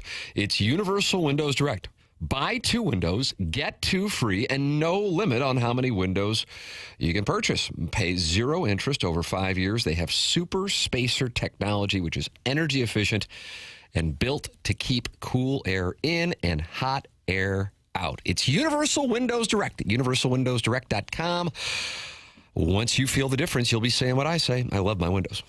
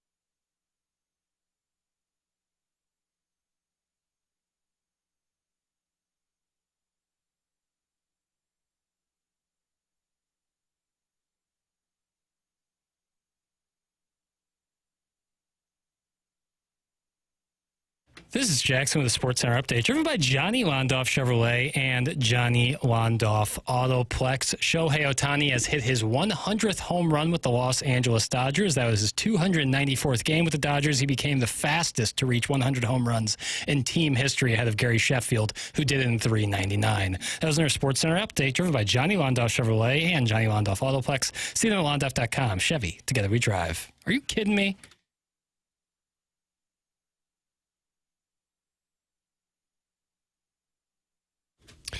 All right, we got a lot here, Doug, and I want you to really give me your all for the final 47 minutes of today's program. All right, I'll bow my neck. First off, the Legend of Columbia is saying he can't get me reservations. Oh, no. Why not? He says he is now grown out of Missourah, Tim. No 7 p.m. reservation for you. CC City Broiler, call for reservations at 11 a.m. sharp on game day. How about 7:15, 7:30? I don't know. So I thought that we were about to bond. Yeah, that's out. I was going to see if he would be interested in driving me and my betrothed and some of our compadres around this weekend, give him some nice compensation. But apparently we won't be doing business. No. So that's a disappointment. So no CC's Broiler? City Broiler. City Broiler out. And Zaxby's on 63 is closed. That's right. I'm revoking his legend status. He's gone. Yeah. Really? And you're kicking him out of the Michelob Ultra YouTube chat? I'm thinking about it. D-Row is also very good, Tim. D-Row. D period R-O-W-E. What's going on there? Smoked wings. Oh, Bill. Yeah. Oh, Seasonings. Bill. Seasonings, please. Well, maybe you can get a reservation there. I don't know if you'll need one. Oh. Not like it'll be busy, don't get me wrong. I just don't know if they Can I do get bottle service? Okay. Bottles of barbecue sauce, probably. Sparklers for a Carolina Gold. All right, I'm in. And then let's see what else we got going on. No, I'm doing Spread Zone with Riz and Stalter. Now, obviously, this show, now we're at war with BK and Ferrario, apparently. I didn't even know that was going on until Jackson declared that yesterday by attacking Brandon Kiley for, taking too long with his picks in our fantasy football league? 115th pick, 55 seconds. He said he was in multiple leagues. Multiple drafts at the same time? Yeah. I think this is because everyone wants to draft like right before the season. Oh, that's what you do. Right. And so it really makes things bunched up. Okay. And, of course, we're at war with the Fast Lane, and we're at war with the Riz Show, but I'm doing Spread Zone, presented to you by FanDuel, coming up here after this program with Anthony Stalter and Scott Rizzuto. And I'm good on my college picks. But when it comes to the NFL, even though Doug and I both got A-pluses from Yahoo for our drafts, I'm asking the people what they like this weekend in the NFL. Jackson likes the under because he says the field is slick in Brazil for the Chiefs and Chargers. They playing in the 46.5. Anytime they're playing an international game that isn't London, because I think they've gotten the formula right there. They usually play at Hotspur Stadium, where Tottenham Hotspur play, or Wembley. They've kind of got it down. But whenever they played in Brazil recently, it tends to be a slick field. Soccer fields are usually slicker than football fields, is what I've come to notice. And so shorter grass, maybe? Could be. What, shrubs? It could be a shrub situation. It's could not be a shrub situation. Some sort of bluegrass blend. I don't know what it is, but I feel like they're slicker usually, and guys might be tired. I don't know. The under in that Chiefs game seems That's the play. They have down Rashee Rice. I don't know. I'm going to roll with you here. Let's do it. All right, Doug. I'm putting it in my spreadsheet. Is it Chargers? Chargers have a rookie running back. They're kind of feeling it out. Justin Herbert, he's a good dude. That's what we base this on? Yeah. Justin Herbert is a good dude. Take the under. I love an under, too. So. It looks like the Bears are only 1.5 point underdogs to Minnesota. The Bears always suck, and Minnesota's pretty good. What about the trifecta of wide receivers now that Caleb Williams has to choose from? Oh, DJ Moore, Rome Odunze, and your very own Luther Burden. They got Ben Johnson at head coach now. The Lions magician who has turned It's them. going to turn into the greatest show on turf in Midway. It doesn't matter who the Bears have, they suck. Are they the most cursed franchise in It's gotta the be right Major up Four? there. Hell no. Who's most cursed? I mean, Jets? You can go Browns right out of the gate. Browns are way up there. Johnny Manziel, big fan. Buffalo's lost 4 Super Bowls. And I'd stay in Cleveland, and if you're going to talk about the big four, Bills and then the Guardians. Knicks, 50 plus years of no championship. Yeah, man, a lot of the big boys got taken care of with the Red Sox and Cubs this century. Right. And I would include your St. Louis Blues. I don't know if people around the country would have noticed it, but you extend it to college, and I'll include your Missouri Tigers. Yeah, college there's too many though. But so many schools don't have any football national titles or basketball. Yeah, boy. So Doug, you're telling me to take the Lions? The I'm Vikings. telling you to take the Vikings on Monday night. Untested quarterback, that J.J. McCarthy. Andrew Marshall tell you. Yeah, but he's pretty good, and the Vikings. We haven't seen They were him really yet. good last year. Where's that game at, Doug? The Vikings were good with Sam Darnold. They have a whole new quarterback. Never played an NFL game. No, but the Well, I'll Bears tell you, suck. You can't get around that. I don't know. It's the kind of game for week one. See, I never look at the NFL and betting the NFL through the lens of like the game and the players. I think of like the weird things that happen on Monday Night Football when guys lose money on Saturdays and Sundays and now Thursdays and Fridays too, and they try to get out of that hole and something just bad crap happens. The fact that the Bears are only getting 1.5 against the Vikings strikes me as something where everybody will take the Vikings, and that means the Bears cover. I just took the Bears. Lean into the stink. Lean into the stink. Ben Johnson, Luther Burden to score a TD, maybe. They also get that Colson Loveland from Michigan. They're kind of stacked, offensively at least. You took Burden, didn't you, in the draft? In our 101 ESPN league, yes, very much so. If this was a keeper league, I would take him higher. All right. He changed his number. What grade did you get? A D. Okay. Doug and I I'm really, I'm really sweating that Yahoo didn't like my draft. They don't hand out championships preseason, Vaughn. That's right. They handed A+s though. Doug Luther and I got Burden him. wasn't that much of a difference maker in college. You think he's really going to light I up don't the get NFL? this take you've had. Like Luther Burden is so like He when he was got the good. ball in his hand, he was good. He wasn't by great. far the best player on any field he was playing in. By and large. I'm not saying obviously there's some like when he played LSU, Jaden Daniels was the best player on the field, Georgia. But when Luther Burden got the ball in his hands, Luther Burden is I would take Luther Burden stock over Lenoris. I want that to be saved. Okay, yeah, everyone can crown Lenoris as a 20-year-old. He's a good player, yes, but I don't think he was ever a great player at Mizzou. 2023, they had to plan around him. Luther Burden, when he got the ball in his hand, was next level good. Take the Bears. Is Jackson Burkett honestly sipping for Marsh over a pro J.J. McCarthy take? Time for an oatmeal bath, pal. That's some little Tommy Tribbins, and he's on a tricycle in the parking lot right out there. Because you're so busy trolling little Tommy Tribbins, you didn't even hear me. I was going in an anti-Vikings take. But I guess it's whatever's funny.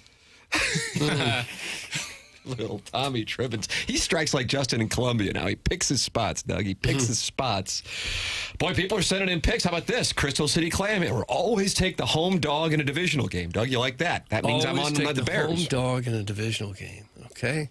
Papers is delusional on Burden. That's from the 618. Okay. 618's never going to like Mizzou players. It's fine. If you saw games with him, like when he got the Doug, ball did in you his see hand, the Missouri games? I watched them all, Of and I course. kept thinking this is going to be Jerry Rice based on the But hype he's he not. got. That's not. He's a slot receiver. He's like he's a gadget guy. You just get the ball in his hand, usually in short yard situations, as opposed to bombs. I feel like Ben Johnson will find ways to get him involved. Absolutely, And use he him. couldn't be under a better offensive head coach at the moment. Maybe Kyle Shanahan, actually, but Don't argue with yourself. It dilutes the take. oh, I think it gives credibility that I'm willing to announce when I think I'm wrong. I don't just double down. Doug, he just attacked you. No, I don't think Doug's doing that. Although I just find I don't. Just telling you, the Bears suck. They always suck. Yeah, I know. Spread zone pick. Until they don't, they always suck. Until they don't.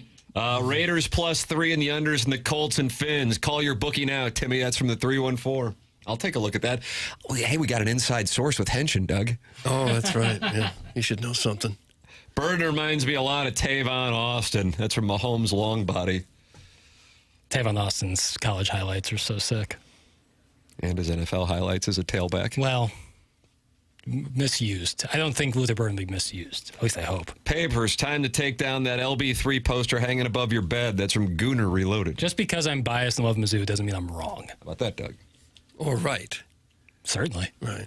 I might sneeze. Talk amongst yourselves. Oh, Vamp. no. It's a nice quarter zip, Doug. Thank you. He wore red yesterday, and it kind of freaked me out. Yeah. I felt like I hadn't seen him in red ever. That's not really your color, is it? No, it came from the back of the closet. You're a light blue guy through and through. Maybe even navy. Yeah, I don't. That's the only red shirt I have. Really? I don't know why I wore it. I didn't think it would cause a stink. I have no opinion on this stupid Bears game, but Jackson Burkett is the best name for Libby Jack. That's from Beer Cats. What's the name? Jackson Ocasio. Oh, like AOC? Yep. Mm-hmm. God, people are so funny, man. You didn't like it. Whatever. Here's the lock of the week, Tim. Parlay alternate spread, Eagles -6.5 with Jalen Hurts, 25+ rushing yards. It pays 2-1. That's from Lady Sonia's Teacup, Doug. Little parlay. Okay. You like that one? I don't know on this Cowboy situation. That's who they're playing, for the record. Yeah, it's at Philly. Jalen Hurts, 25+ rushing yards. And then You would the think you'd Eagles get that. -6.5. I bet Lenoris to get. I forgot in college, if you get sacked, you lose the rushing yards. It's brutal. And he was brutal at on 39 props. rushing yards, and then there was a holding penalty, and then a sack, and the next thing I know, he's at 17. I go, how the hell that happen? Oh, it sucks. And I lost that bet after Especially- doubling up my cash on Ole Miss Georgia State over. Yeah, that and then guys taking knees in the NFL. Like if you take a Patrick Mahomes over rushing total, and he is over by 1 or 2 and then takes 2 knees, you're screwed. It seems like they could do away with that. Just like you don't get a stolen base in baseball if they don't try to throw you out. You want him to call it quarterback runner- indifference? Yeah. That would seem to make some sense. Because it's not really adequately gauging what happened in the game. Okay, that went over like a lead balloon. Just a little take I had. Nothing wrong with your Just take. trying to fix a little stat problem. Sounds like the Prime Minister's got hit with it. I've been stat correct. Last year I got stat corrected out of the championship in fantasy football. You did? In our league? No. You thought you had won the championship and they came back a day no, later? I thought I was going to the championship, and then they came back a day later and said, no, sir. I won by like 0.8 points. It was crazy. And took it away from you. Yeah, and I've really done a whole campaign tour of rubbing it in the guy's face, and so I really had to eat that. Oh, that has to hurt. I had So to you eat looked that at the one. phone one day and found out they'd reversed your Woke up score. the next morning, and it was I had lost. Oh, tough spot. What did that gentleman have to say? I assume this was Gareth, star of Movie Boy. It was a Ken dog. He let me have it. And honestly, I And deserved the Ken it. Dog's the one who vetoes all your trades, right? Yeah, he's run smear campaigns. Has he really? We're at real loggerheads. I mean, you're the one who started it by talking crap in a game you lost. Oh, 100%. No, I earned that one. Okay. I respect Well, that. no one talks crap about Design Air. No, they don't. Because they're the I best don't. in town. Any kind of problem you might have with your air conditioner or your furnace, Design Air is the name you need to know. And people have been saying that around these parts for more than 120 years now. They started in 1904. More than a century of keeping homes comfortable and customers happy. Why do you stay around that long? Because word of mouth advertising. People that have used Design Air love it. I know I've had a couple different people out to my house, including the dashing Steve just a couple weeks ago to fix the old run capacitor. They get it done quickly. The technicians have been around for a long time under Seth Goldcamp, who's a 4th-generation family member owning the company now at Design Air. They believe in honest work, so you'll never be sold something you don't need. Whether you're dealing with the St. Louis cold or the summer heat, they've got your back with dependable service and no-pressure solutions. So visit DesignAirService.com. Schedule your service today. That's Design Air, comfort you can count on since 1904, and, of course, home of the handsome repairman. You can email in for that Design Air Heating and Cooling email today. We're going to make sure we do it today, unlike yesterday. Doug, the time management's just been really subpar. So email in the morning after at InsideSTL.com. It's TMA 101 ESPN.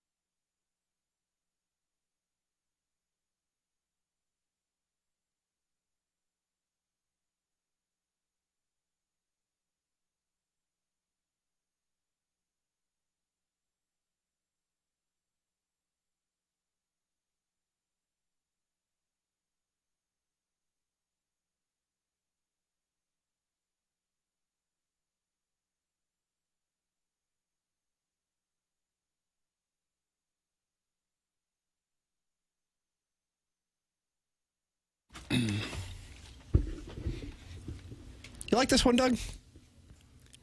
It's kind of, it's okay, sure. The heck. Wow. Tim, do you always prefer the Chronic or Chronic 2001? I think that's Chronic. from 01, yeah. Chronic, all day. Man, when I was rolling up to bus tables at Pietro's with my white walls, can you imagine how the Villa girls weren't interested? I thought you weren't old enough to drive even back then, or were you?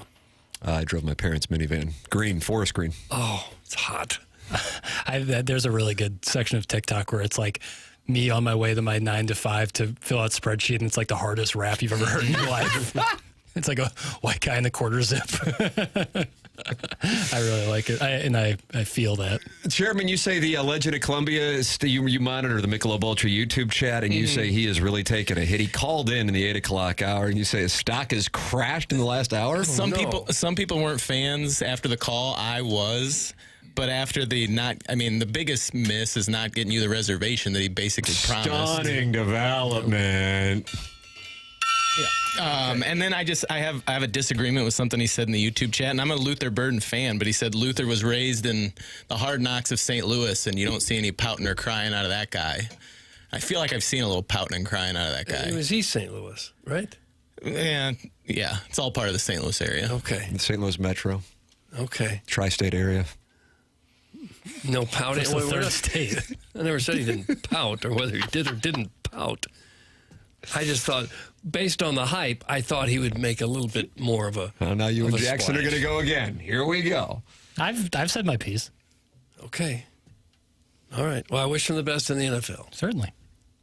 Oh, Tam Avenue Capital Partners are on the Bears Monday night. Love it. Do you really? Wait into the stink. You know that's always my take. I tell you, Monday Night Football, weird things. So we got Spread Zone, Miras, and Stalter. We'll be shooting that, and that'll be up on the 101 ESPN podcast feed and the YouTube channel that is presented to you by FanDuel. Coming up, we got the Design, Air, Heating, and Cooling email today. Had a great conversation with Adam Wainwright earlier. You can go back and podcast that via the Schaefer Door Company podcast. Watch it on YouTube if you would like. Take your pick. It's all there for you. Mentality is a longtime sponsor of TMA, and they got a big event coming up this Saturday.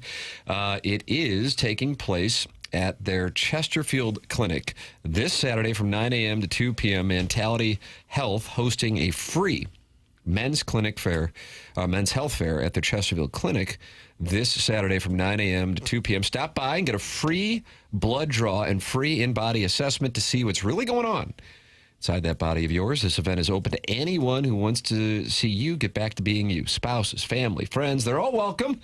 You don't have to do it alone. Afterwards, you'll schedule a consultation with Mentality's medical team who will work on a plan tailored for you. You won't get a page full of numbers. You'll get real insights to help you get control of your testosterone so you can start feeling like yourself again. Whether it's low energy, weight gain, or just feeling something's off, Mentality can help. So stop being tired of being tired. Get back to the guy you used to be. Visit mentalityhealth.com and reserve your spot today. It's 10:35 in St. Louis. You're listening to TMA 101 ESPN.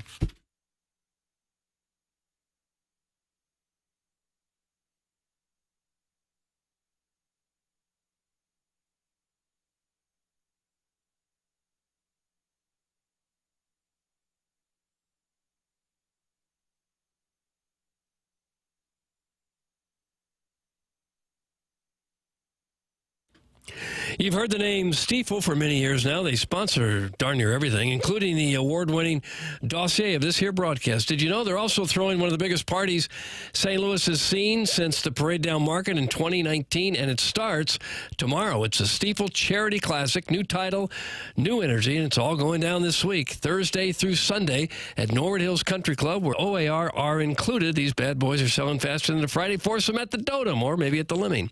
Any kids 16 and under, active military, veterans, first responders, they are all in free. So grab the sunscreen, the lawn chair, the best hat, and get ready for the Stiefel Charity Classic that starts tomorrow. That's Stiefel, S-T-I-F-E-L, charityclassic.com. We will see you there.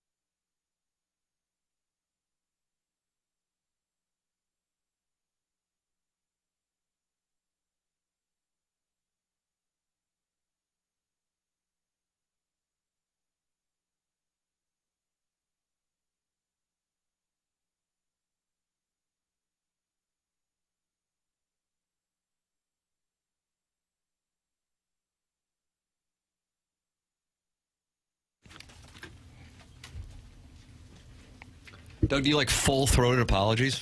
Yes, and golden-throated. Legend of Columbia now says he is going to effort a table for Friday now. Oh, just effort. He doesn't have it? He says, hold on a second, I'll call tonight and see what I can do. Can we put this in Predictionary? Whether or not I get the 7 p.m. reservation? I'm going hard no. Wow. Well, didn't he call already to find out he didn't have the reservation? I'd be surprised if they're open at 10 a.m. Maybe, I don't know. Maybe the meat truck's coming in, eh? Yeah, like in The Irishman.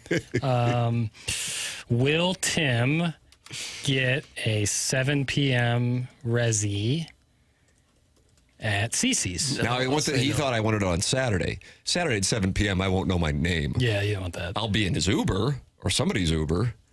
Worsonwood's Wacko's got us a table at my house. Really? Since supply and demand is so out of balance in Columbia during a football weekend for restaurant reservations, you think there are people there that call and get reservations all over town and then sell the reservations? I don't think it's is that a business model? Maybe we can open up that shop, Dom. That was a thing in L.A. for public golf courses. Oh, yeah. People were buying up tee times and then just selling them third market. Same with reservations. They do that a lot in big major cities. Yeah. Yeah, I would think. I'd be surprised, but maybe. Because there's got to be 30,000 people looking for a restaurant reservation on a Friday or Saturday night there. You think they're scalping outside the restaurant? It might be. Like I got a 7:30. Yes. And you start haggling them for it.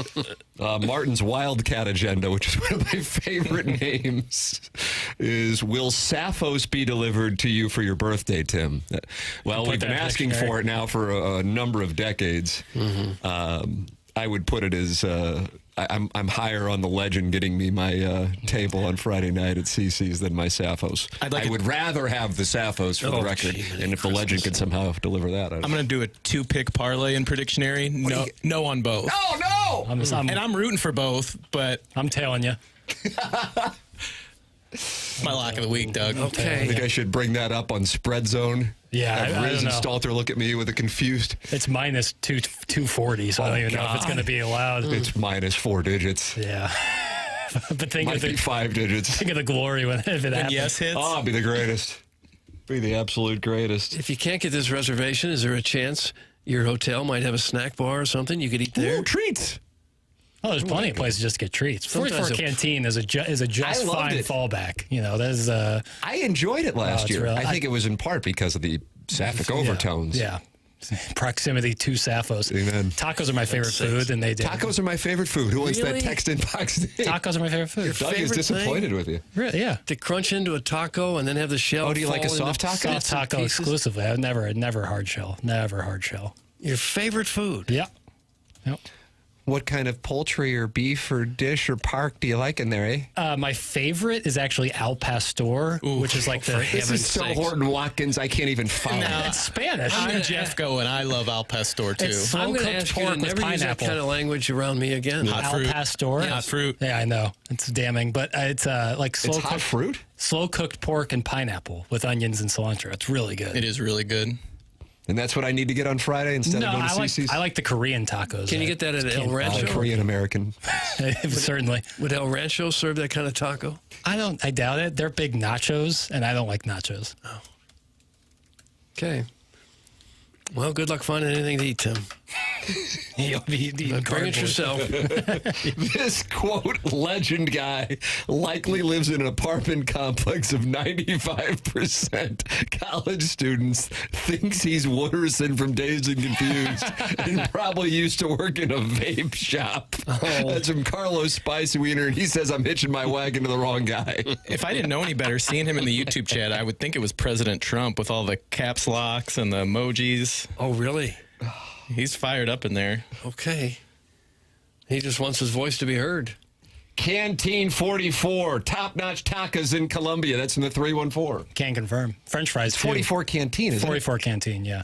And they got all sorts of dipping sauces. Last Friday. I loved it. Yeah. It's really good. But my betrothed kind of wanted to do a little something different. I was Totally I was counting on it for this Friday. I was looking forward to it. They used to have a place, 44 Stone, which was like their other restaurant, same company, but I think that shut down. Really good. Farm to table. Really good, Doug. Okay. Shut down. Well, it was a big space. The legend lives at Katie Place on Forum by CC's. That's from the 573. Fine apartments. I've seen those. Right by the other movie theater in town, the one I didn't work at. Because they made you dress up with a bow tie and a vest. And you refused to do that? Why the bow tie? I didn't like it. I am going to be in a bad way for about a week if we lose to Kansas. That's Chairman Stephen Wildwood. Can you imagine what he's going to sound like on Monday on this show if Missouri loses to Kansas? I don't know. I didn't know he was a Mizzou guy. There'll be a lot of Mizzou fans in a bad way if they drop this game. Jackson, Mrs. Swinghaven board member, enjoys tacos as well, and that's a smiley winking emoji from the Swinghaven board member.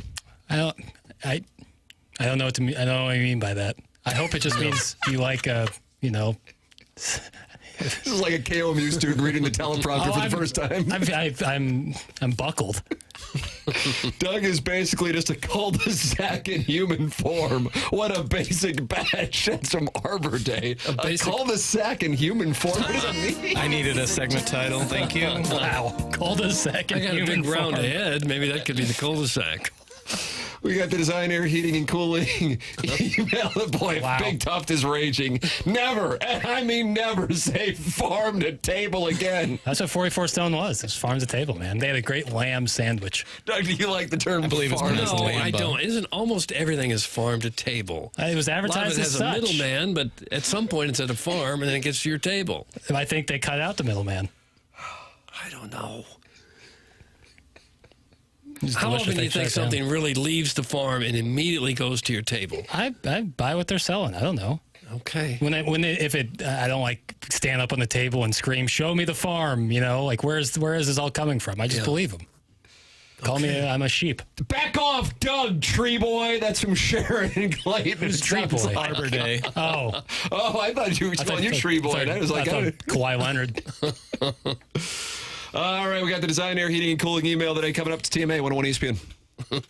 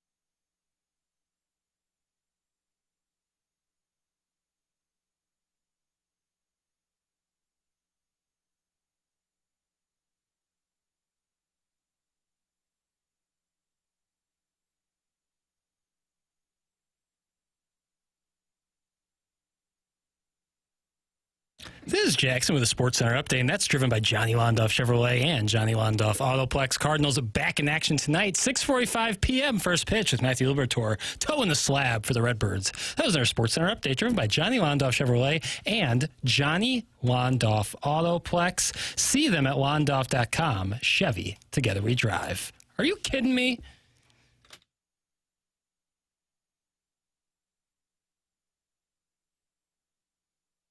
Doug, Legend of Columbia has just announced that he did drive a 2011 Mercedes when he Ubered. Oh, he did, really? So you jack up the price if you have a Mercedes? Says hence the higher normal tips during football and basketball game days with a money bag emoji. Okay. E-Class. You think this guy's going to stick around, or is he a shooting star that's going to be gone? That's a good question, Chairman. The bastard James Hahn says this Legend of Columbia guy has to be Gangster Pete trolling, right? He'll be there, I bet. You better believe he will be. Time for the Design Air Heating and Cooling email of the day. Ow! No email today yesterday, Doug, so we have some carryover. Okay, that's fine. Time management. That's fine. I just love the fall weather. Goodbye 100-degree heat. Hog farming. That's the name of my game. I've always liked getting my hands dirty. And don't even get me started on slop. Maybe I'm just wired different, but I could roll around in that all day long. That's from Midge, Trojan Horse Emailer. Odd email. Midge, Trojan Horse Emailer. Hey, fellas, Jackson's off his rocker with this Luther Burden take. He's a, quote, fine player, but he did so little at Mizzou that Doug already forgot the years he played. No wonder Wayno dipped as soon as he heard you talk.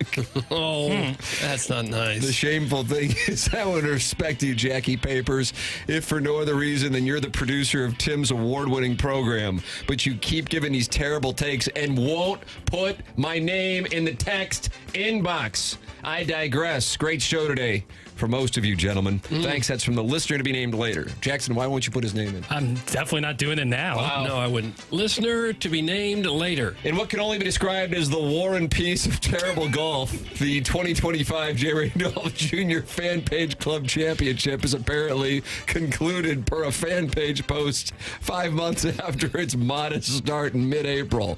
Hosted at Gateway National, the event stretched across spring, summer, and early fall. 64 hopefuls entered armed with mismatched bags, Craigslist hybrids, and their best little Costco golf outfits. Brackets were dutifully tracked in, Doug, how do you pronounce this? Tableau. Tableau? As if the Masters leaderboard had been outsourced to a rank and tech intern. Entire regionals were named like support groups. Recovering alcoholic regional final. While the prize purse amounted to about enough for gas money back to Granite City. $133. That's all it took to partake in a golf tournament with forfeits, sandbagging, grits, and Cletus calling your work to remind you that he has an extra bottle of red wine for your match on Wednesday morning. A perfectly arbitrary number broken down to $81 for golf, $11 for lunch, and $41 for what's called the, quote, prize purse. Augusta has Crystal, Riviera has Rolex, and the FPCC has a warm egg salad wrap and $41 in small bills rattling around a Crown Royal bag. By the time the championship match limped to completion in late August, the seasons had changed, handicaps had ballooned, and Movie Boy had launched. Augusta may have its azaleas, but the Fan Page Club Championship has denim golf, Busch Light, and the longest calendar in competitive sport. Doug, that's from Riot's dad. Can't believe guys take off work for this thing. Riot's dad. Do people take off work? I don't think they should. No, they don't. They can't find work, I'm sure. Ours is the type of presentation where a crooner from Pasadena Hills feels free to drop in at any time and confess to mooching off his relatives' grocery rewards points before asking everyone what it was like to do cocaine back in the day. You know, when it was safe. Fortunately or unfortunately, Pepper and Jeannie don't live here anymore, so the closest thing we have to any recreational cocaine users is Movie Boy, DBA film bitch, who snorted an extra rail of Adderall yesterday based on his extended Tarantino-esque soliloquy promoting his new dedicated Movie Boy podcast feed that you won't be able to find because he hasn't set it up yet, as he's too busy pleasuring himself to the MMF and Challengers that doesn't have any actual group sex, but he still uses it because he's got a hard-on for anything made by Luca Guadagnino. Nailed it. Did I really? Luca Guadagnino. ADD boys seemed back on his normal dosage today, waiting until the 27-minute mark of the Adam Wainwright interview. Get off my ass. Hey, come on now. Unbelievable. The Adam Three Wainwright paragraphs interview about it. to insert himself into the conversation, prompting Waino to channel his inner Caller Douglas and say, "Okay, gotta go now." Yeah. Pull it together, boy. Pull it together, boy. Pull it together, boy. This email is sponsored by the legend of Columbia Uber driver to the stars. Whether you're out cruising for Gentleman Townie Strange or looking to experience Como's fine nacho dining scene without having to ride with the Tierra wearing show dog named Miss Lily, book your ride with the legend of Columbia. That's from Buck Swope, DBA, the Recess Lady's Breast, 4.84 star Uber passenger rating, verified. That is also higher than Jackson's Uber rating. And Doug, that's what we have for the designer. Eating and cooling email. I'm going to go Buck Swope. He was good, but I'm going Riot's dad. I'm also going Riot's dad. I think I'm going with Riot's dad as well. Riot's dad has won the Design Air Heating and Cooling email of the day. Time for us to shut it down. BK and Ferrario are up next. For Jackson Burkett, for Chairman Kurt, for Martin Kilcoyne, for my brother Kevin, for Douglas Elvin Vaughn, to McKernan. This has been The Morning After, presented to you by Brown and Crouppen on 101 ESPN and the TMA STL YouTube channel.